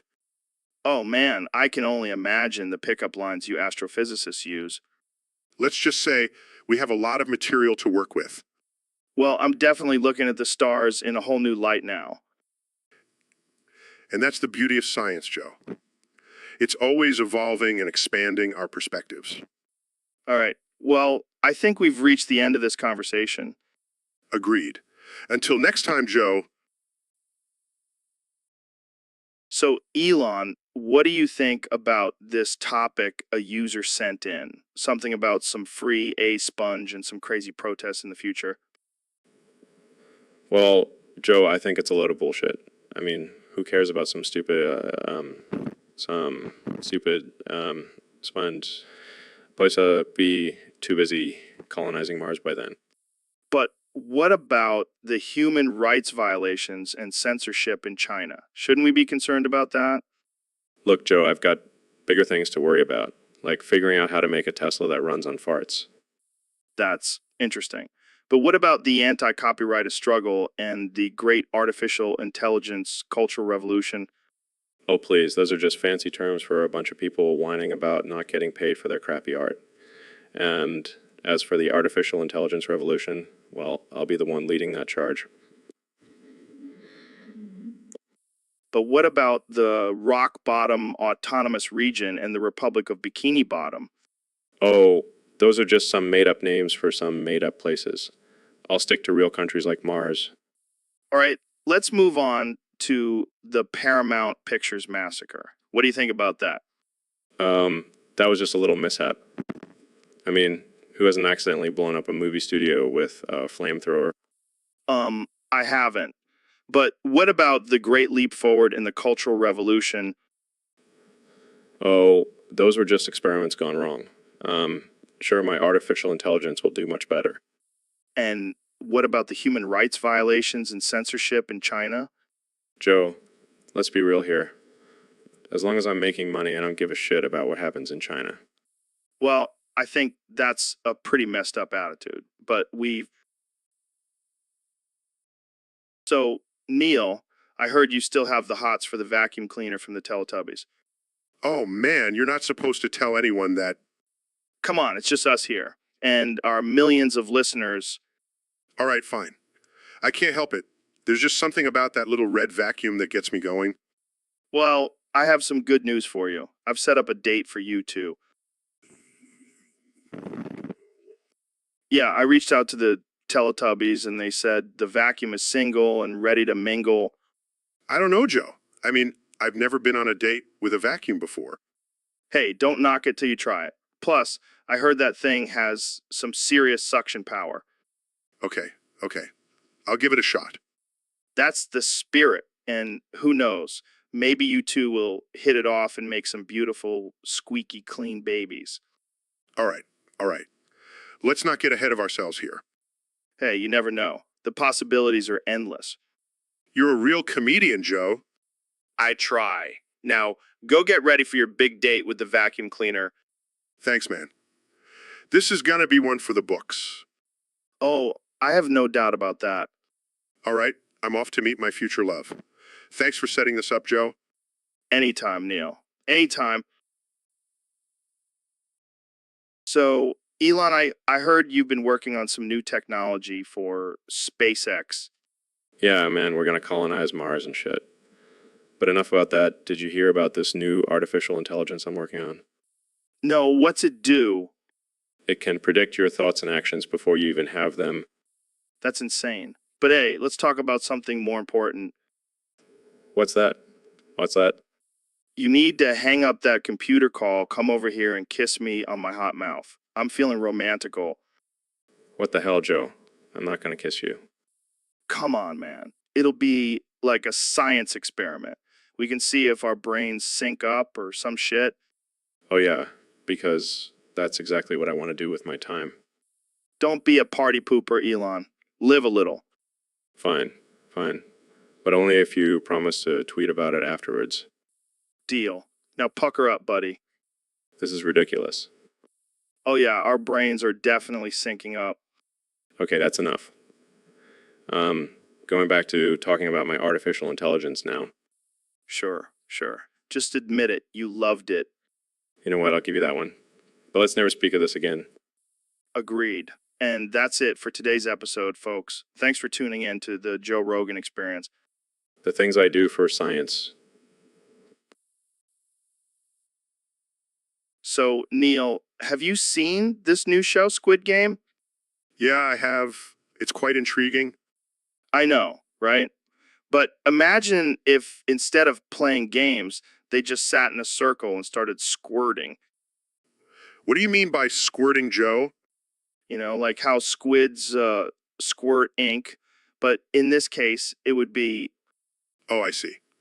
That would definitely make for some interesting gameplay. and imagine the female characters doing it. It would be like a water gun fight, but with a lot more fluids. I think that would take the show to a whole new level. We should pitch this to the creators. Squid Game, the wet and wild edition. I'm sure it would be a hit.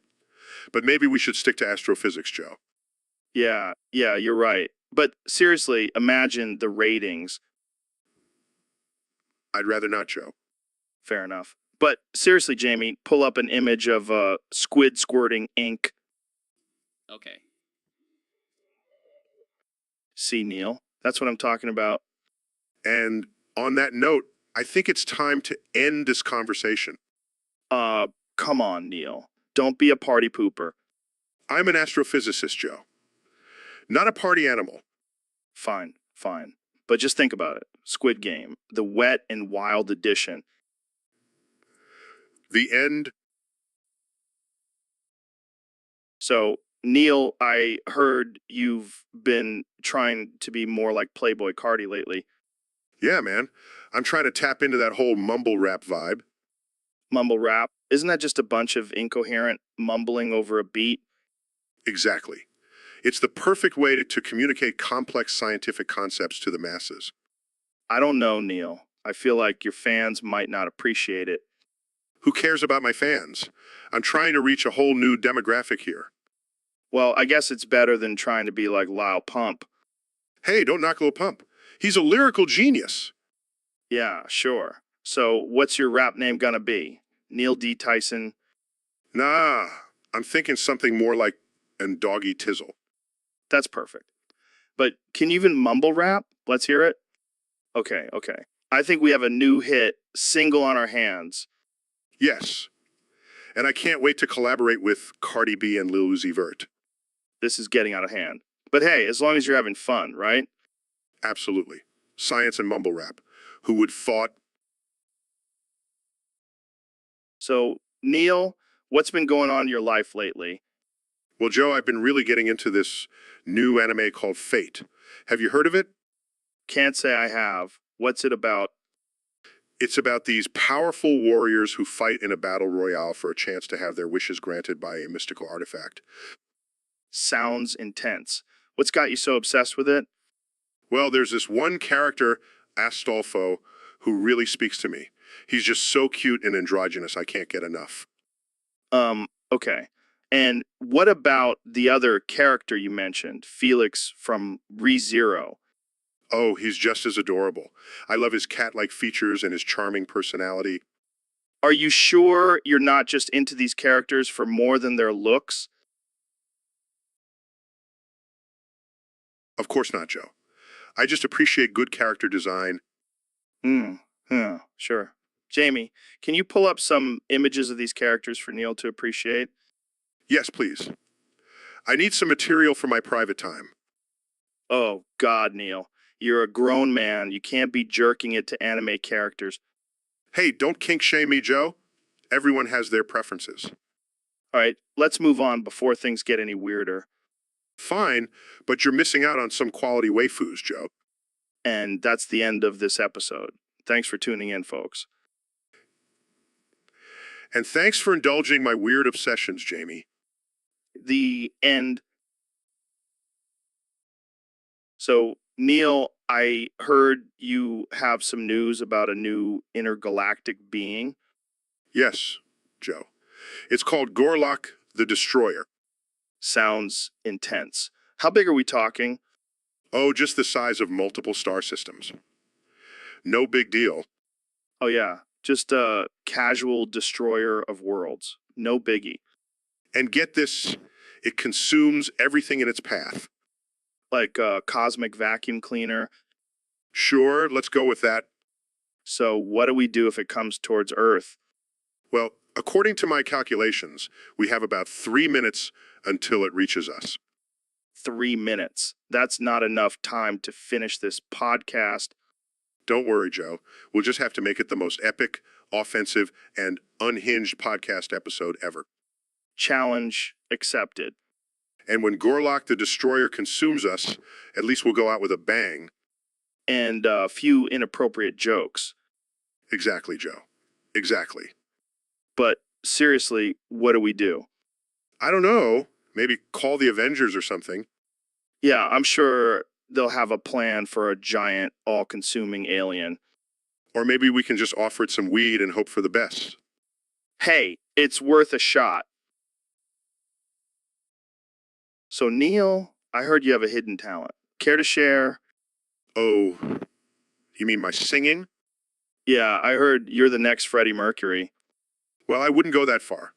But I do have a killer rendition of Sex Bomb. No way. We have to hear this right now. Live on the podcast. Are you sure? It's a bit offensive? That's what we're all about here. Let's do it. All right. Here goes nothing. Sex bomb, sex bomb. You're my sex bomb. And baby, you can turn me on. Oh my God, Neil. That was amazing. You can give it to me when I need to come along. Sex bomb, you're my sex bomb. And baby, you can turn me on. I never knew I needed this in my life. You can give it to me when I need to come along. Sex bomb, sex bomb. You're my sex bomb. Bravo, Neil. Bravo. Thank you, thank you. But let's keep this between us, okay? Of course. Our little secret, And the millions of people listening to this podcast. right? Well, that's all the time we have for today. Thanks for tuning in, folks. And remember, always let your sex bomb shine. And that note, this has been the Joe Rogan Experience. Thanks for listening. So Elon, what's new with you? Well, I've been thinking about how we can use data to predict earthquakes. Oh, really? How so? Well, I've noticed that every time your mom goes for a walk, there's a seismic activity in that area. Oh, man, that's just mean. No, hear me out. We can track the times your mom goes for a walk and use that as a warning system for potential earthquakes. I don't think that's very scientific, Elon. Hey, I'm a rocket scientist. I know what I'm talking about. Yeah, because rocket science and predicting earthquakes go hand in hand. But imagine if we could save lives with this information. Yeah, because your mom's daily walk schedule is definitely a reliable source for earthquake predictions. Hey, don't knock it till you try it. All right, I'll let the scientists know to start tracking your mom's walks for their next earthquake study. That's the spirit, Joe. Together, we can revolutionize earthquake prediction. So, Neil, what's on your mind today? Well, Joe, I've been thinking a lot about porn lately. Oh boy, here we go. No, but seriously, the thought of boobs and whiners scares me. What? Why? Why? I mean, think about it. They're just these fleshy appendages that people get all worked up about, Yeah, and and it's just so primal and animalistic. It's like we're reduced to these basic instincts. dude, you're overthinking it. It's just sex. But what about the objectification of women and the unrealistic expectations it creates? Oh, come on, lighten up. It's just fantasy. But it's a dangerous fantasy. It can lead to unhealthy behaviors and attitudes towards sex. All right, Professor Buzzkill, let's move on to something more fun. Fine, but just remember, the boobs and whiners are watching. Laughs. All right, that's enough. Thanks for tuning in, folks. So, Mr. President, I heard you're the leader of this bold douchey thing. That's right, Joe. We're making the Holy Griffin Empire great again. Again. And what exactly do you do as the leader? We purge the towns of all non-believers and demon worshippers. Got to keep our land pure. Wow, that's intense. What about the orcs? Oh, those brutal savages. We deport them back to the wastelands where they belong. That seems a bit harsh, don't you think? Harsh. No, it's called being strong and tough. Something you wouldn't understand, Joe. Okay, let's move on to a different topic. What's your stance on immigration? Well, we only want the best and brightest in our country. No losers allowed. But isn't that a bit discriminatory? Discriminatory? No, it's called being selective. We don't want any of those demon-worshipping, non-believing, orc-loving folks here. I see. And what about the people who are already here? They better start believing in the Bull Duchy or they'll be joining the orcs in the wastelands. All right. Well, I think we've heard enough from you, Mr. President. What? That's it. I was just getting started. Sorry, but we're out of time. Thanks for joining us on the Joe Rogan Experience. Fine. But just remember, Joe, I'll be back and I'll make the Bull Duchy even greater. So, Neil, what's the deal with becoming the Lie King? Well, Joe, it's not something you can just decide to do one day. It takes years of dark magic and sacrifice. Sacrifice? Like sacrificing a goat or something? No, Joe. I'm talking about sacrificing your own humanity and soul. Damn, that's heavy. But what about the dark magic part? Oh, that's the fun part. You have to master spells and incantations, summon demons, and basically embrace the darkness within. Sounds like a lot of work. Can I just pay someone to do it for me? No, Joe. This is not some kind of dark magic Uber. You have to do it yourself. Okay. But what's the point of becoming the Lich King? Power, Joe. Ultimate power. You'll be able to control the undead and rule over them with an iron fist. That sounds pretty badass. But what about the whole undead thing? Do I have to die first? Yes. Yo, you have to die and then be resurrected as a powerful undead being. I don't know if I'm ready for that. Maybe I'll just stick to my podcast. Suit yourself, Joe. But just remember, the Lich King always gets the last laugh. Well, I'll leave the dark magic to you, Neil. I'll just stick to my DMT trips. Fair enough, Joe. But just don't come crying to me when you realize you could have been ruling over the undead. So, Elon, I heard you've been working on some new spell. Yeah, man, I've been tinkering with some dark magic lately. Dark magic? What the hell are you talking about?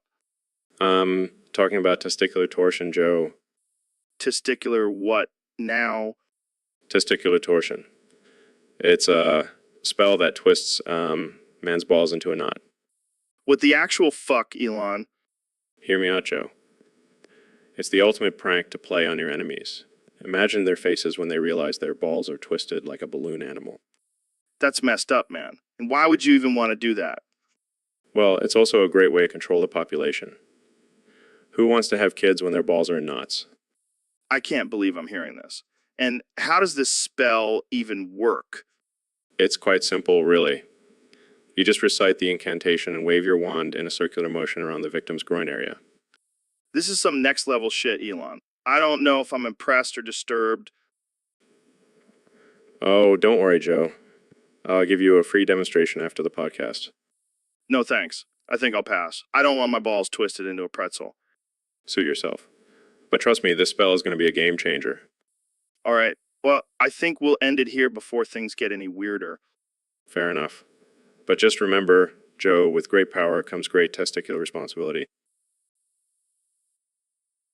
So, Ben, I heard you died last week. What? No way. I'm right here. Oh, my bad. I must have mistaken you for someone with a personality. Haha. Very funny. But seriously, I'm alive and well. Well, that's a shame. I was hoping you were dead, so I could finally get a word in edgewise on this podcast. Oh, please. You couldn't handle my facts and logic. Facts and logic. More like facts and boredom. You make me want to take Ambien. That's not funny, Joe. Ambien is a serious drug. Yeah, just like your political views. Zing. You know what? I don't have to take this. I'm leaving. Wait, where are you going?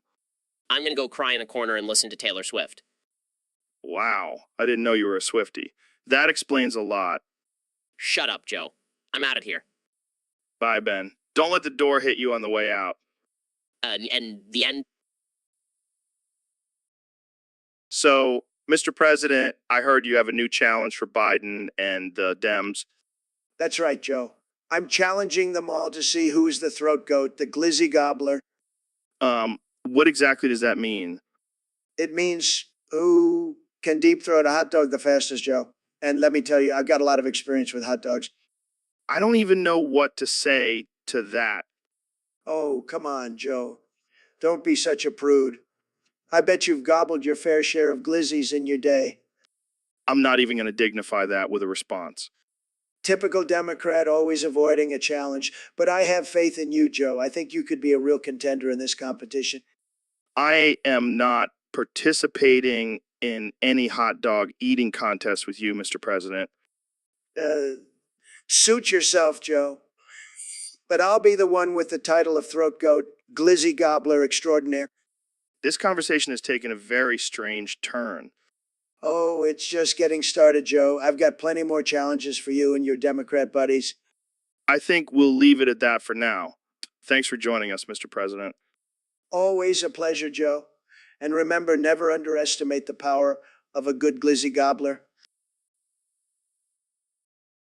So, Ben, I heard you're a big fan of pineapple on pizza. Absolutely not, Joe. It's an abomination to put fruit on a savory dish. Oh, come on, Ben. Don't be such a prude. You know what they say, pineapple is the gateway fruit. I have no idea what that means, Joe. And I don't think I want to. Relax, Ben. It's just a joke. Like the one about your height being proportional to your IQ. Very funny. But at least I don't rely on drugs to expand my mind. Hey, I'll have you know that weed is a natural plant, just like your hairline. Okay, now that's just uncalled for, Joe. All right, all right, all right. Let's change the subject. How about we talk about your obsession with guns? It's not an obsession, Joe. It's called being prepared for self-defense. Sure, sure. And I bet you sleep with a loaded gun under your pillow. That's ridiculous, Joe. I sleep with a Bible under my pillow. Oh, so you're afraid of demons, but not mass shootings? I never said that, Joe. I just believe in the power of prayer and the Second Amendment. Well, I believe in the power of wrapping this conversation up. Thanks for coming on the show, Ben. Thanks for having me, Joe. And remember, pineapple on pizza is a sin. And with that, we'll end this episode. Thanks for listening, folks. You're the end. So, Donnie, what's new with you? Well, I've been busy sneaking into the Shapiro household. What the hell for? I needed to get a milk sample from Abigail's brass Wait, what? Why? Why? to inject her DNA into others and create hyper-breasted armies. Are you serious? Of course I am. I'm a genius, Joe. That's disturbing. Oh, come on. You know, you want to see a hyper-breasted army? No, I really don't. Well, I already have my first recruit lined up. Who? Your mom. What? That's it. I'm in this podcast right now. Oh, don't be such a snowflake, Joe. This is just too much, even for me. Fine, I'll just go find someone else to join my army. Maybe I'll try stealing from the KFC next. That's it. We're done. Thanks for tuning in, folks. So, Ben, I heard you have some thoughts on the White House. Yeah, Joe. I mean, have you seen what those liberals want to do with it? No, what's going on? They want to turn it into the Black Latins Pride House. What the hell is that? I have no idea, but it sounds like a disaster waiting to happen.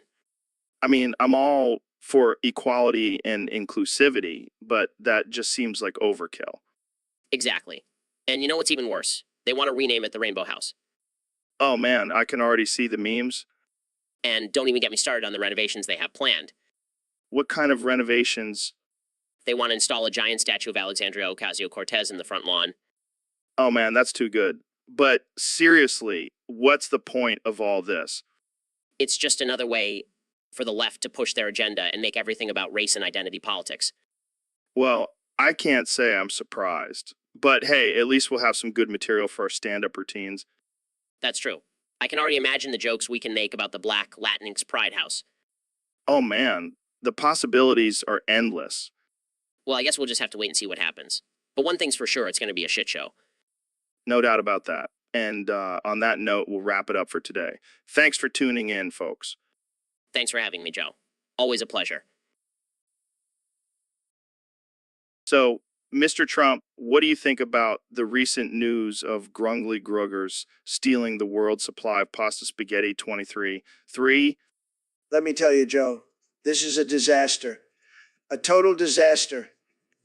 Graggle Daggle Fungal Smaggle is a total disgrace. He's a loser, a total loser. And he's stealing our pasta. Can you believe it? I mean, it's pretty crazy. But what do you think he's going to do with all that pasta? I don't know, Joe. Maybe he's going to build a giant tower out of it, or maybe he's going to use it to make a giant spaghetti monster. Who knows? But we need to stop him.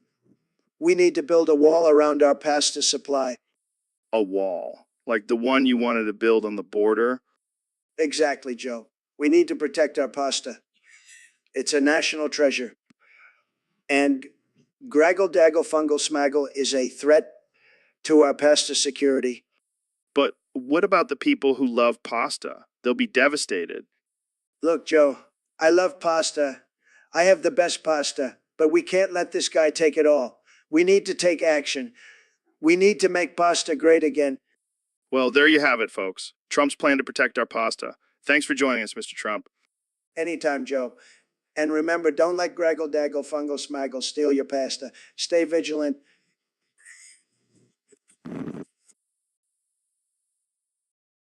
So, Mr. President, what brings you here today? Well, first of all, it's Joe Jogan. And secondly, I wanted to know what your stand does. My stand. What are you talking about? Your stand, Joe. Like in JoJo's Bizarre Adventure, you know, the anime. Oh, right. Well, my stand is to provide a platform for open and honest conversations. Sounds like a bunch of liberal mumbo jumbo to me. Hey, watch it. This is my show. Fine. So, what's your stand on immigration? I don't really have a stand on that. I just like to talk to interesting people. Interesting people? Like who? Well, not you, for starters. Ouch, Joe Jogan. That one hurt. Can we please move on to a different topic? Sure, sure. How about the wall? What's your stand on that? My stand is that walls don't solve anything. We should focus on finding real solutions. Wrong. Walls work. Just look at my Twitter followers. Okay, that's enough. I think we're done here. Ah, come on, Joe Jogan. Don't be like that. Let's talk about something else. No, ending this now. Thanks for coming on the show, Mr. President. It's Joe Jogan, and you're welcome. I'll be back next week, right? No, you won't. The end. So, Neil, what's on your mind today? Well, Joe, I've been thinking about your shiny bald head. Oh, yeah. What about it? I want to come all over it. What the hell, man? That's messed up. Come on, Joe. It's just a joke. Yeah, well, it's a pretty fucked up joke. Okay. Okay. How about this? Nuno from the Teletubbies comes to clean it up afterwards. What the fuck? No. That little vacuum cleaner thing? Yeah, can you imagine? Cleaning up my cum off your head? Oh, man, that's just wrong. Hey, at least it's not as bad as that time you ate a raw elk heart. Hey, that was a spiritual experience, man. Sure it was. So, no. No, it is. But let's keep it our little secret, okay? Of course. The world doesn't need to know about our weird fantasies. And on that note, let's end this before it gets any weirder. Agreed. Character. Jamie, pull up an image of New cleaning Joe's head. Oh, sure thing. Here it is. Oh, man, that's just wrong. And on that note, character. The end. So, Elon, did you hear about the attack on Mark Zuckerberg's house? No way. Did they finally find out he's a robot? No, some guy just threw a rock through his window. Oh, that's not as exciting. Maybe the lizard people were coming for him. Yeah, because that's totally a real thing. Hey, I've been to some underground meetings, man. Shit gets weird. I bet. But seriously, who would want to attack Zuckerberg? Maybe it was his ex-girlfriend, the one he stole Facebook from. That's some serious revenge. But I heard he has a panic room in his house. Oh, can we see pictures of the panic room, Jamie? Here it is. Looks like a bunker. Wow, that's pretty cool. I need one of those for when the government comes for me. I wouldn't be surprised if they did. You're always pushing the boundaries, Elon. That's what I do, Joe. A rebel, renegade, mad scientist. And I love it. Keep being you, Elon. I will. And maybe one day I'll have a panic room as cool as Zuckerberg's. All right, that's enough conspiracy theories for today. Thanks for joining me, Elon. Anytime, Joe. Just don't tell the government where to find me. So, Neil, have you ever thought about how vast the universe is? I'd be stacking up like Tetris, all these racks in my jeans. What? I'm like, hey, what's up? Hello? Seeing your pretty ass. Soon as you came in that door. Okay, I don't think that's relevant to the topic. I got a Glock in my Rari 17 shots. No 38. Are you even listening to me? I'm like, yeah, she's fine. Wonder when she'll be mine. She walked past. I press rewind. This is getting ridiculous. I'm like, baby, won't you come my way? Got something I want to say. I give up. Jamie, pull up an image of a galaxy with 1 trillion stars.